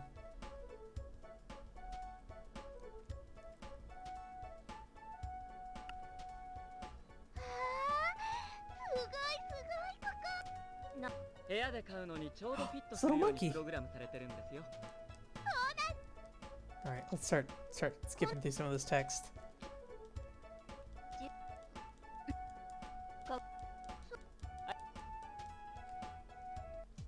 I don't think this game's gonna ever be particularly friendly to play in English. Like, it's definitely pretty text heavy here. Does anything else catch our eye before we move on to something else? We could get a burger. Oh, nope, we went to a bus. While we're at this bus, let's see what else we can do here. Oh, it's kind of like the Shibuya Crossing, I think it's called, or whatever. まだだよ。使うと Let's see what else we got here.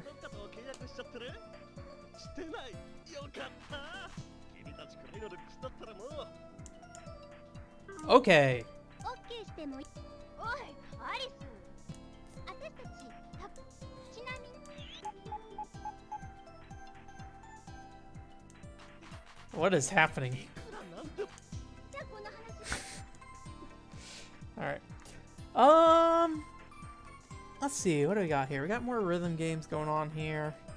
Got a Mario Party game. Not Mario Party, but a Mario Party-like game. Yeah, we have... Actually, let's swap to a PS2 game. This is actually a PS2 game that also came out in English. Stray Rondo that I'm like moving around here because it's just in the way. I actually talked to you about this one a little bit, Zero, while we were on the call a while ago. That's cute disc art. This has little ladies on it. I think that's what I'm always impressed with, like a lot of PS1 and PS2 games that I import. It's just like the artwork and everything is just very in the manuals, it's very nice. Like even compared to what I feel like was normal for US manuals, the Japanese manuals are very, very detailed. A lot of concept art and stuff like that. This is a sequel to Graffiti Kingdom. It came out here. I forget what I think it's called like Magical Pen something in America. This game in particular. I bought this having no idea what it was, and regret buying it only because I found out it came out in English, and I'll never play this game in Japanese.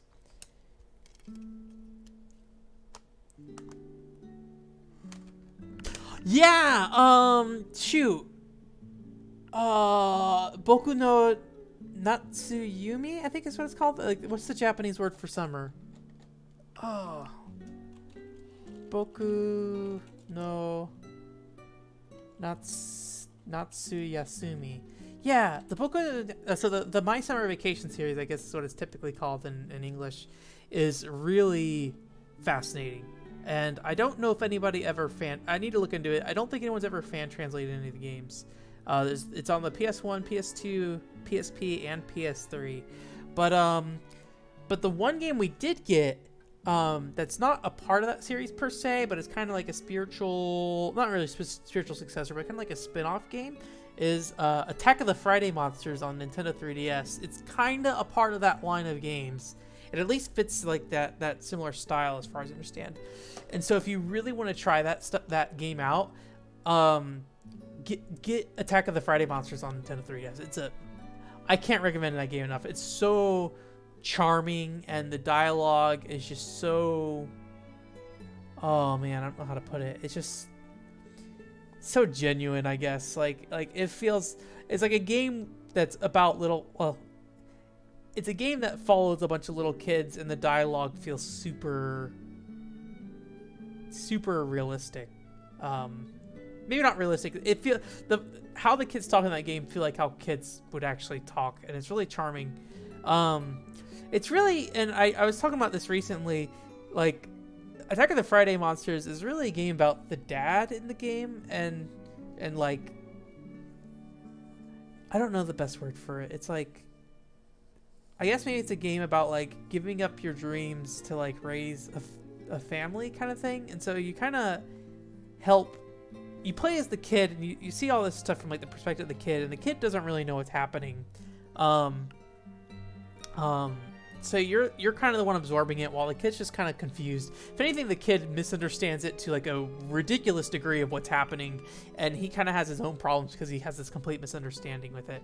But yeah, it's just kind of like this dad who had to give up his dream to become a laundromat worker, and and his wife is so like playfully mean about it. She always gives him a hard time, and yeah, and eventually, you know, I'll it's not really a spoiler. I think it makes a lot of sense, but he does eventually kind of like kind of gets another chance to pursue his dream, and he does it, but he does it very reluctantly because he's just like, he doesn't think he can do it. I really like Attack of the Friday Monsters. I'm sorry.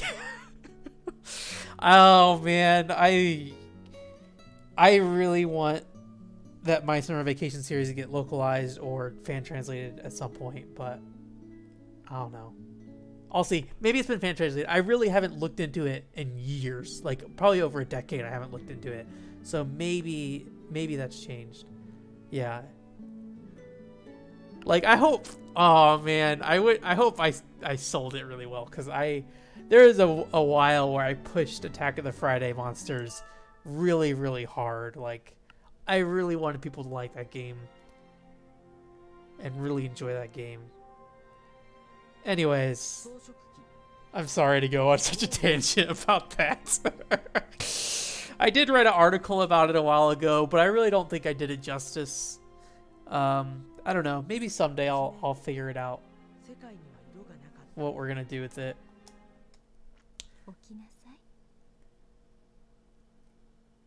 This game kind of has that feel to some extent. I really haven't played a ton of it. As far as I can tell, you're just like these kids who have like these magic markers that make things come to life. I think it's definitely a lot more depth to the story than that, because it seems like it's like a full-scale JRPG and you're like fighting monsters and stuff, but the quality name of There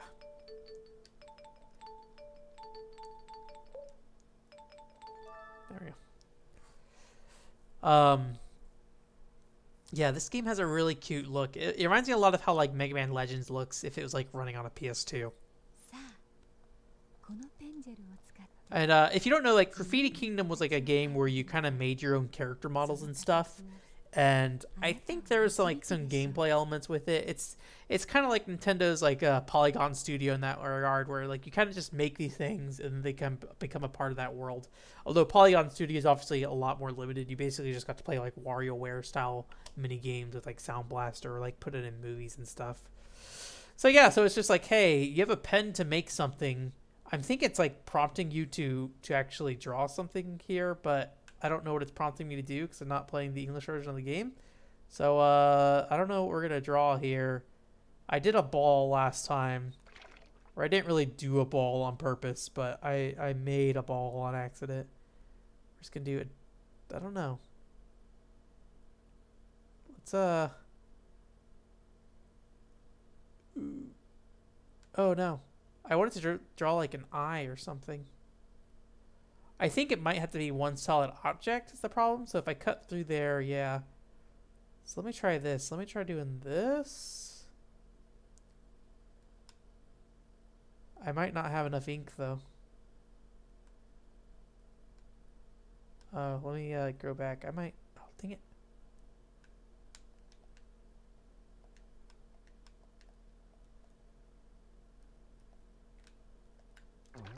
Oh no, I messed it up. Dang it. Alright, let's try this again. I want to try to like do an eye. A weird looking mouth. We'll just do like a weird little propeller looking flower thing. And this thing just starts like bouncing around. Becomes like a part of the world.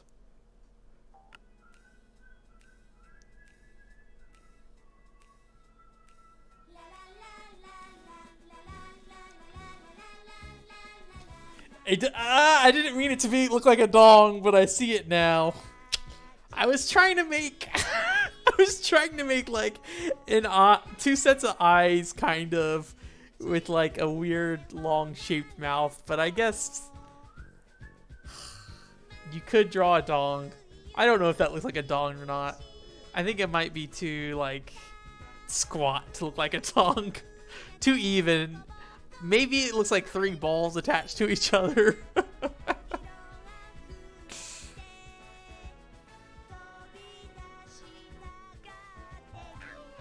It's a charming game, though. Cubivore is also a really neat GameCube game.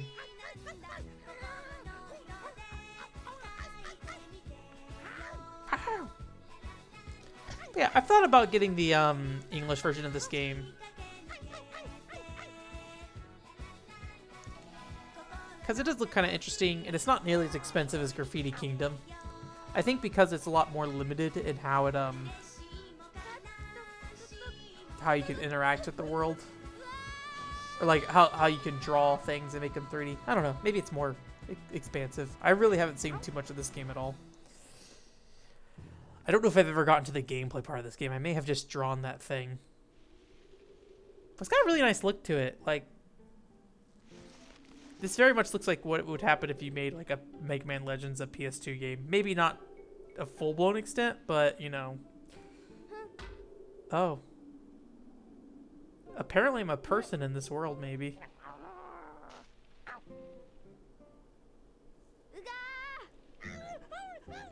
A Mickey Mouse symbol. That's a lot better way to put it.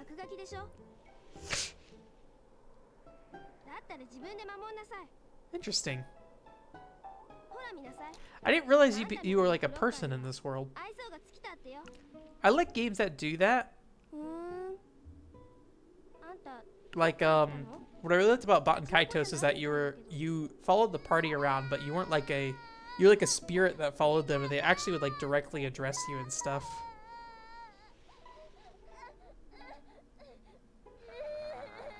Oh no. What is he biting?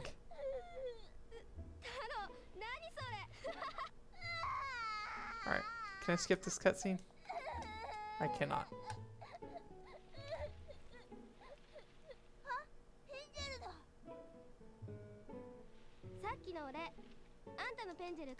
This might be why I didn't ever get to the gameplay part of this, because... Oh boy. Also, I don't know what they're asking of me. Because like, it's like starting to draw something, but it's not quite drawing. Like, I can't move after I start drawing.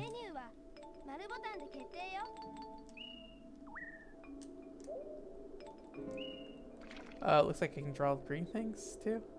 Let's make a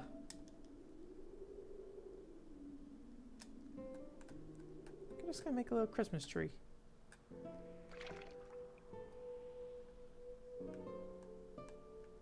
I don't know if I can mix colors right now, so we're just gonna stick with the all green Christmas tree. I got a little Christmas tree got a little weird. Uh-oh. Can you put something else on there?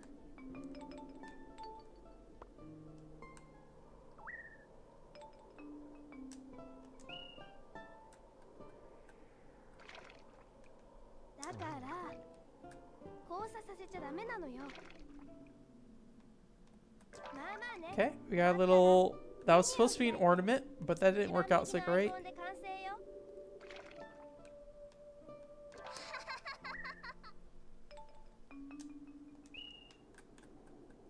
Oh, you know what I'm terrible at? Drawing stars. I'm gonna mess this up probably. It's not what I want to do at all. Okay, apparently this tree is too high up. Oh boy. Well, we got something that looks like a star, kinda. I don't know what's going on, to be honest.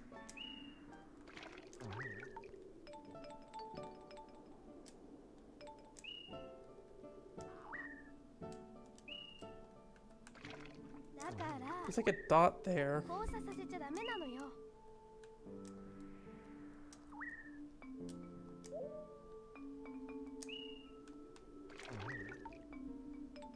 Sorry, I have no idea what I'm doing.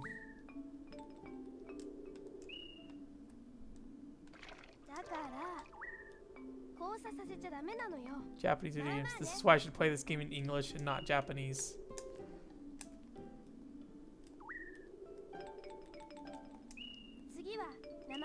Ah.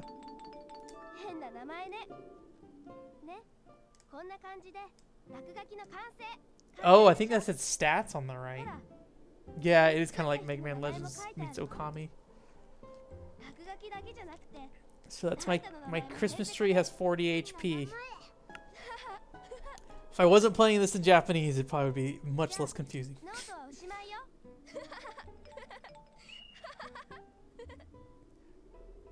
My Christmas tree monster! And there's like a little space invader too. I think Taito published this. Yeah, they did. どうやら帝国の人間じゃなさそうね。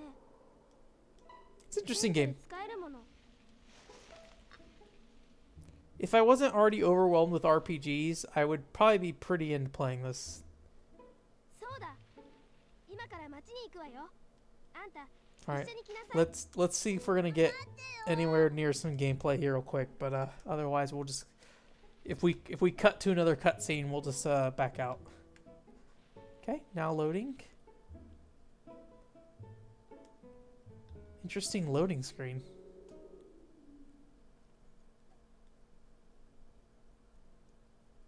Go, go, go.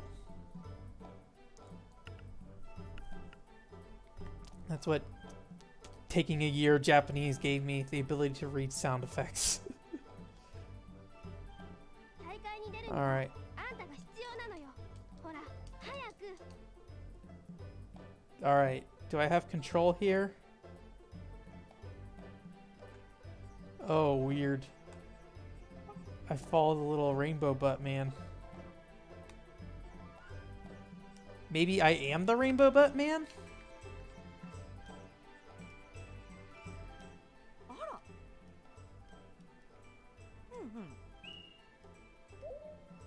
Oh, you can find other people's drawings. Well, not other people, but yeah, developers. Oops, I don't want to be in here. I'm doing a bad job of navigating this menu. Okay.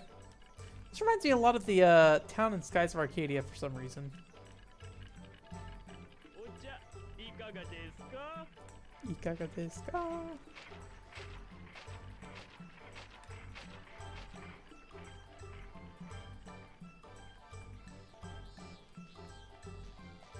She's got flowers. This feels very lively too, which is nice. This does look budget though. It's like for a little rainbow. Oh.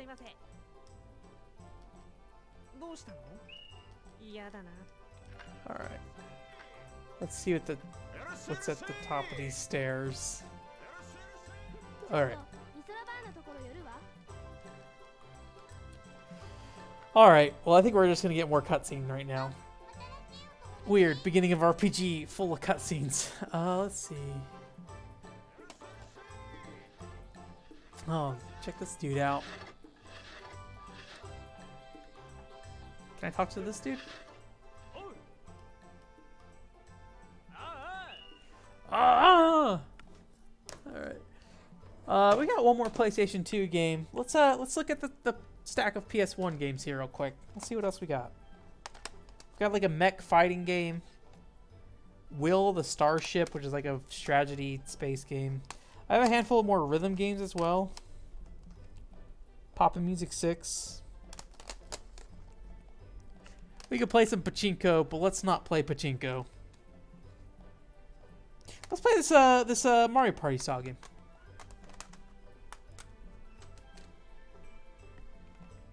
Goodbye, Woodman.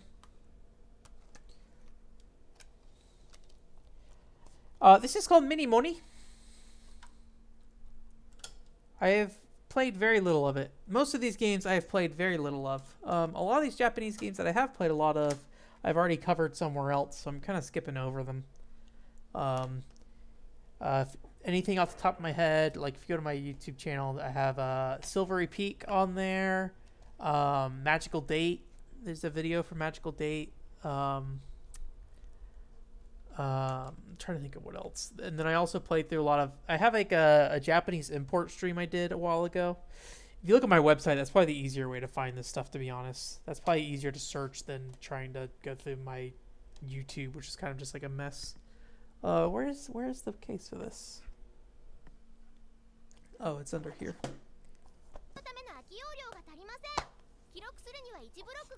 I think Mini Moni is like an idol group or something that was in Japan.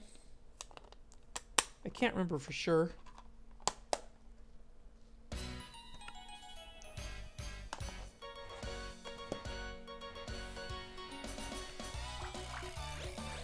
Yaguchi, I think I said. This is... It's funny because like it's just so blurry, it's hard to read those little names on the card.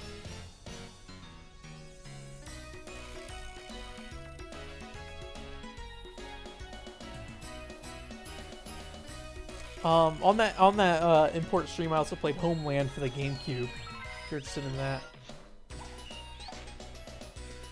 I need to import more Wii games.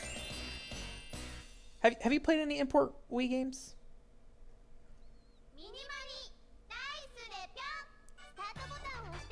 I'm trying to think of what I can think of. I definitely imported stuff from Europe. I didn't import nearly as much from Japan for the Wii. There's definitely stuff I wanted to look into, but I just never kind of got around to.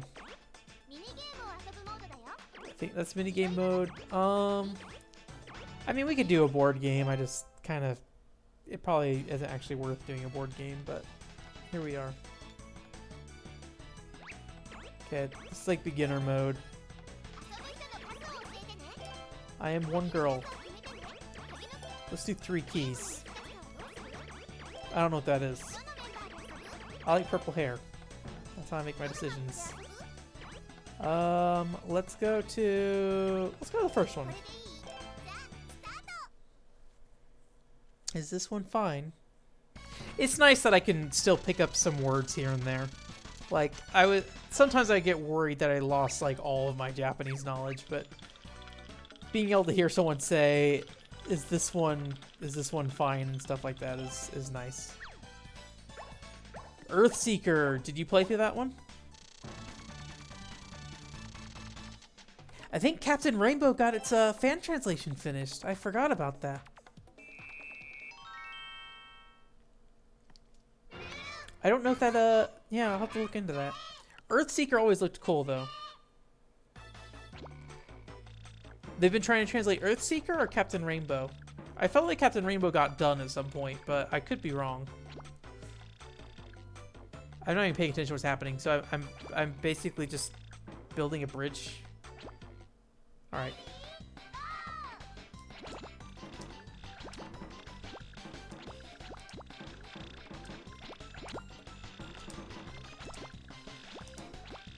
I don't know if I can fall in the water. I think it's just tapping as fast as you can is really what this is. Oh, get in there. Barely a ton of them. There was like some hack and slash like Shadow of the Colossus kind of looking game at one point as well that I was interested in that was released. Tact of Magic got a Wii sequel that came out only in Japan as well. I haven't played. I think it's called Lost Magic on the DS in the US. I think it's something like that. And there's a Wii game for that as well that only came out in Japan. Yeah, that's a shame. Maybe some. I mean, Earthseeker isn't that old. Like, fan translations take a long time. So hopefully somebody picks it back up. But I really don't expect a ton of fan translations because so many start and so many don't actually go through. Is this just smash buttons? I think it's just smash buttons.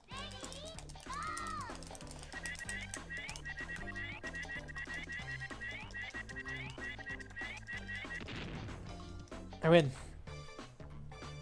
But yeah, fan translations are like, they're super nice when they do get done. It's always really surprising what actually gets fan translated. Like, I guess maybe Full Metal Alchemist Stray Rondo, you might have enough like people in that scene that are like, I love Full Metal Alchemist. We fan translated all the manga. What if we fan translated the video game kind of thing?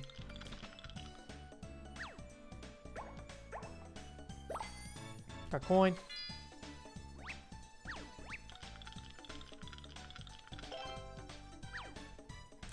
Oh, I know what you're talking about. We're talking about different games, actually. You're talking about Zangeki no Regenlave, which is like from the EDF team. I want to play that too. That had an online mode that's offline too, I'm sure. But I'm sure maybe you could play it. What's your favorite, I don't know if there's crazy rubber banding. This is the first time I've played this as well. Most of these games I haven't played more than a few minutes. What are your favorite Motion Plus games? Yeah, this game seems fine so far, though, Zero. It doesn't feel bad, but I'm sure, like,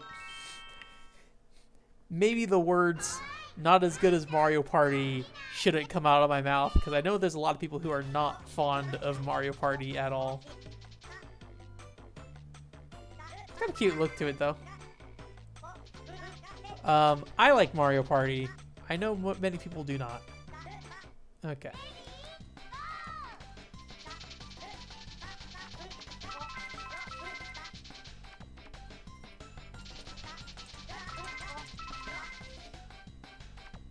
What am I, like a mailbox?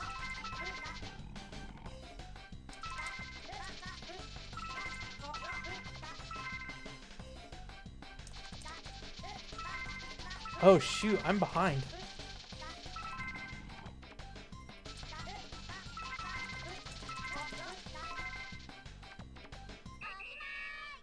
I'm tied with somebody.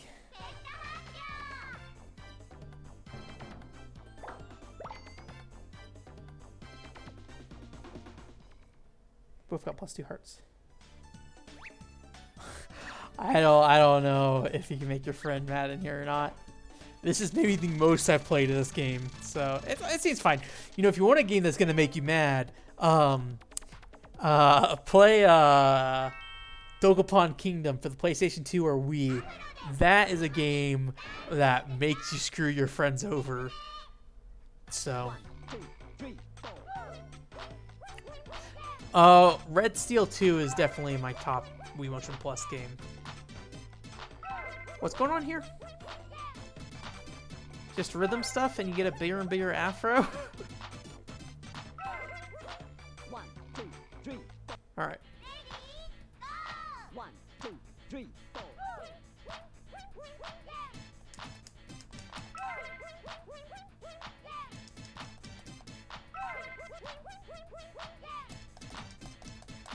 Oh man, I don't like that there's no visual indicator here.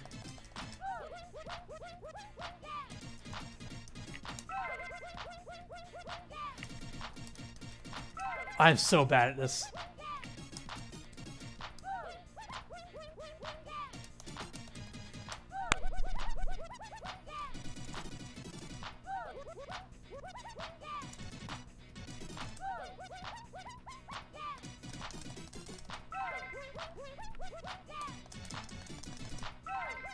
This is really hard.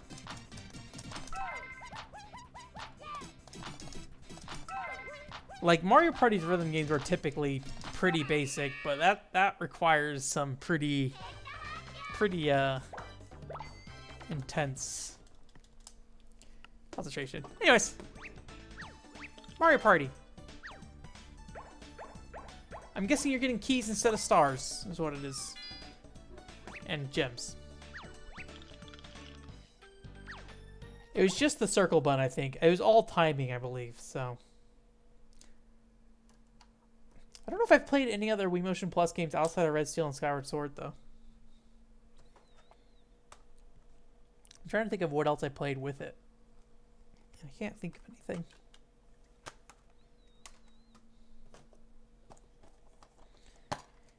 This is a game called Love Songs by Hunex. Creators of Blue Breaker Burst and Blue Breaker and First Kiss Story. I don't know anything about this game. Literally the first time I put it in there. Wii Sports Resort, I have not played. Well, that's a lie. I played a little bit of Wii Sports Resort. My brother-in-law had it. I never got a copy of Wii Sports Resort myself. I actually did not have a Wii Motion Plus through the majority of its life. I really picked it up at Skyward Sword. That's when I first started really getting into it. Skyward Sword was my first Wiimote that had the Wii Motion Plus stuff integrated, actually. So, and then I picked up Wii Play Motion a while after that, but never put the time into it that I needed to. So this looks pretty clean.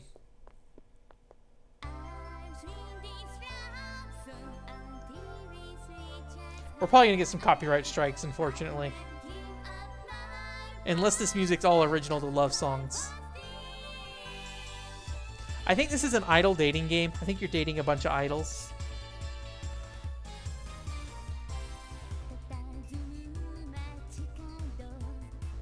I really don't know if there's going to be anything for us to see here. It may be completely text boxes. We may just watch this opening video and then, and that might be it. Because this is a visual novel for sure. It does have the D3. No Love Plus, just love songs. That's the lady from a bunch of D3 games. Riho, she's also in Dream Sea Club and stuff. I will probably never play this game.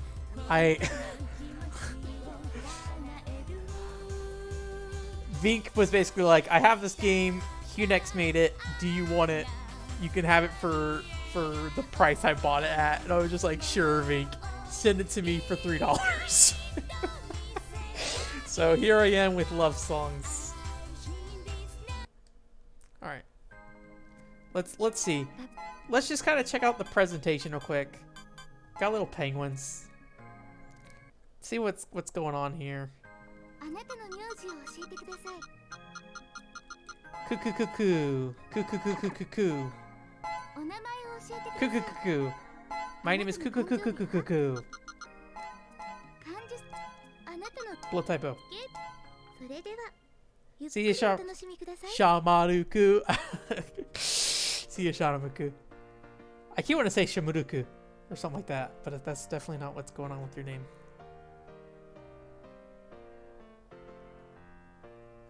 Oh man, we got some lip movement going on here, which is interesting. Like some weirdly realistic lip movement. Not realistic, but overly animated, maybe. Alright. Idol girl shows up. I want to see what other people's lips look like moving. Alright.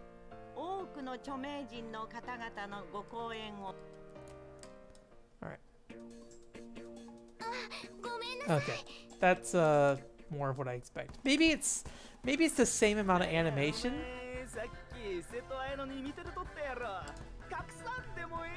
Maybe it's the same amount of animation, it's just her mouth is weirdly detailed. A lot of dudes in here. Alright. Alright. Love songs, is there anything we want to look at here, or are we just in high school?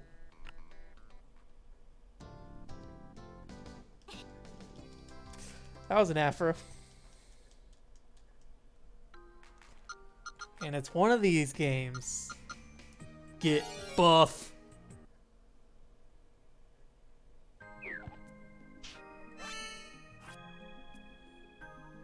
It's got mail. Ninja mail. Love at xx.na.jp.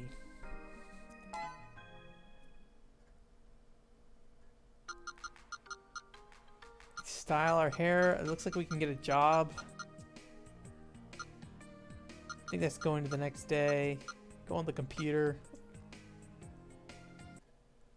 Let's go on this computer. First Kiss Story also has a lot of dudes in it. Okay, so I got email from Riho. This is who I think I got mail from. Oh boy, what's going on here?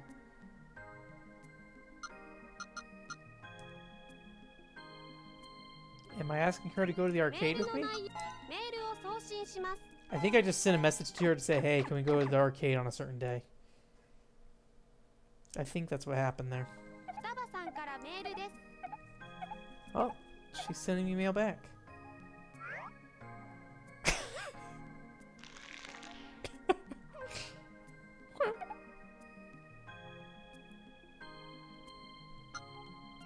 What? Oh, did I not get... I think I was supposed to give her something.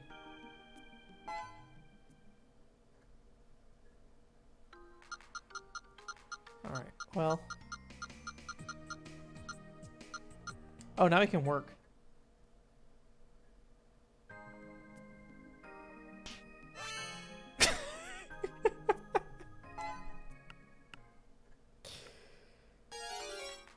Apparently I'm bad at work. These games drive me crazy. I never understand what makes things acceptable or not. You just kind of click it and go like, I hope it works out. Actually, no, we might be able to get to the date fairly easily. Like, like I feel like I'm failing more than succeeding here.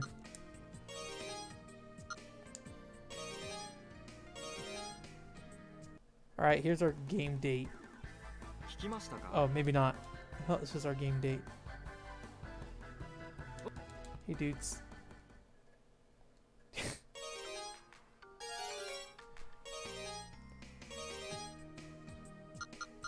Isn't it today? I feel like our date was today. Unless she didn't want to be with me today. Maybe she denied me.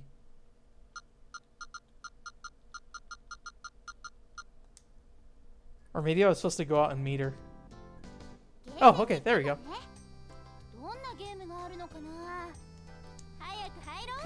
It's weird because I think this lady is supposed to be like her late 20s and she's in this like high school game.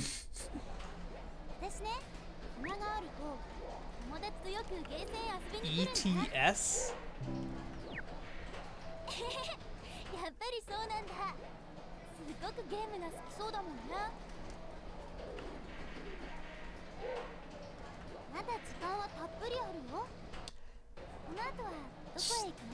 She's a blushin'.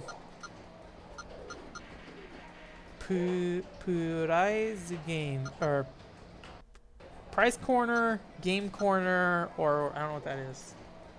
Let's go play some crane games. Let's go do bad at crane games. Oh. She does not seem pleased with my choice here.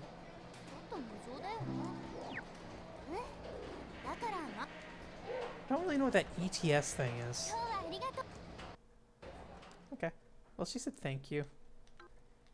Maybe she was just being polite. Is she just gonna cram it in there again? Yep.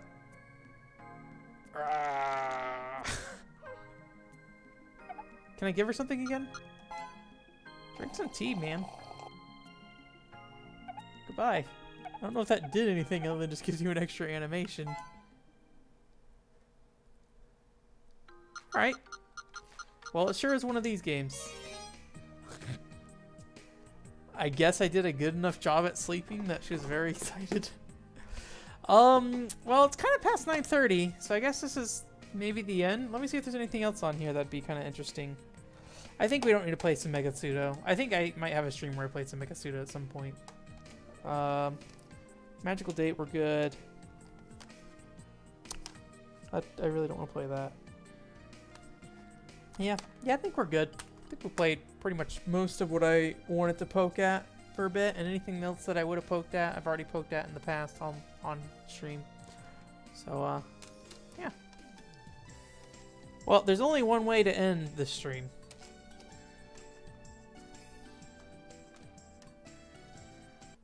So I guess I'm telling you I lied. There's one more thing we're gonna play. And then I gotta take a shower. Then I gotta get to bed. And try not to die tomorrow. Man, I am so tired. I am really ready for the weekend.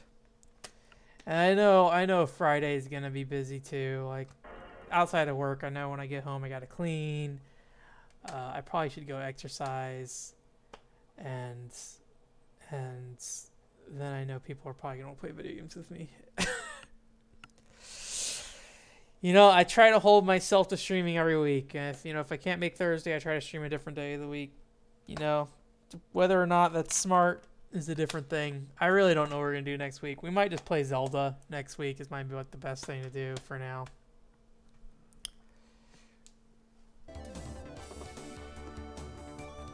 But before we go to bed, we gotta play some pachinko. You ready for some pachinko? I think the resolution is swapping a bunch here, so the menus are freaking out. Or the frame rate's just freaking out trying to get to these menus. Alright. I love pachinko. I really don't like pachinko very much. Let me take that back. I have not played enough pachinko to know if I like pachinko. Maybe Zelda. I really don't know yet. I was thinking about skipping the lady version of Spy Fiction. I forget her name.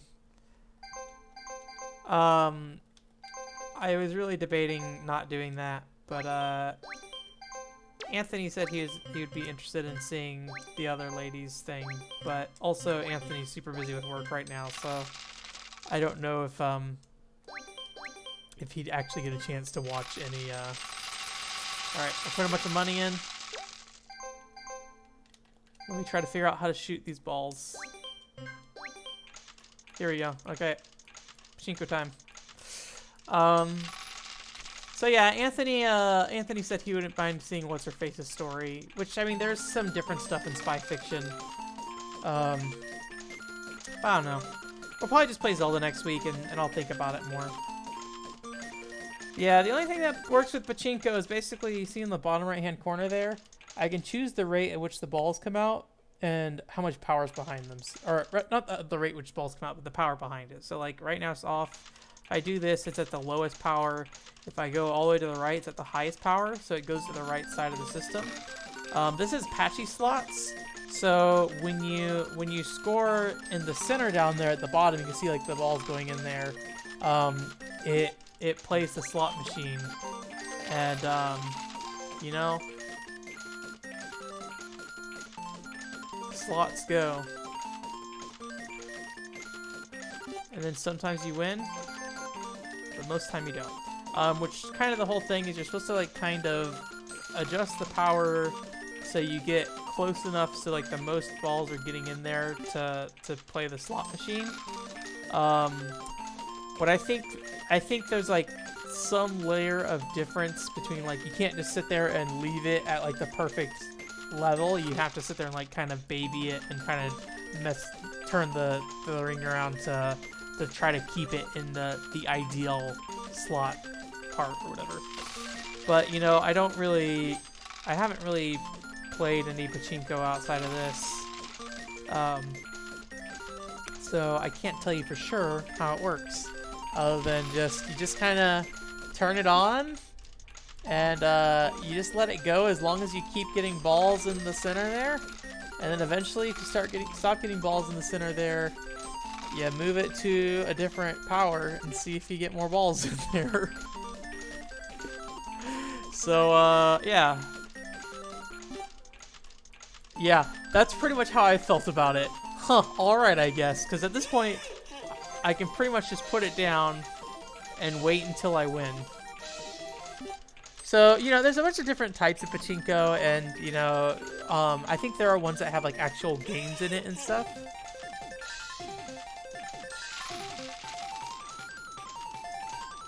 Oh, no. Oh, we failed. Oh. Oh. That's probably the most excitement we're gonna get out of this game.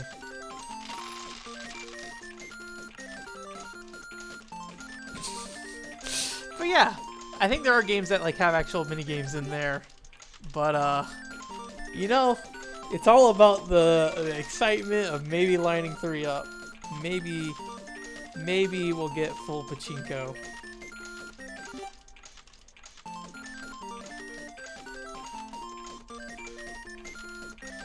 That's it for this week. Thanks for coming, Zero. And if you're watching the VOD, thanks for coming as well. I'll have more energy next week. Oh no! I'm not getting balls in! Oh! I'm wasted them! That's why you don't go full screen. You gotta keep an eye on where your balls are falling in. Oh man. Oh no.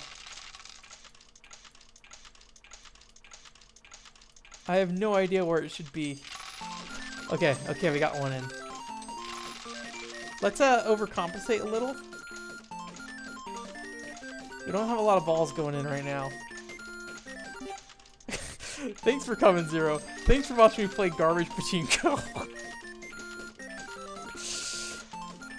There's a lot of these pachinko games. Anyways, yeah, and then yeah. for watching the VOD. Shaman King Master of Spirits video is up. If you like Castlevania, go watch it. It's a cool Castlevania-like game. Very, very Castlevania-like, and just go watch it. If you like Castlevania, just go watch it. And then on the podcast this week, I'll probably spend a lot of time talking about the stuff I did while I was in Oregon. All right, here we go. This is the moment of truth, Zero. We lost. All right, that's it. Have a good week. Bye.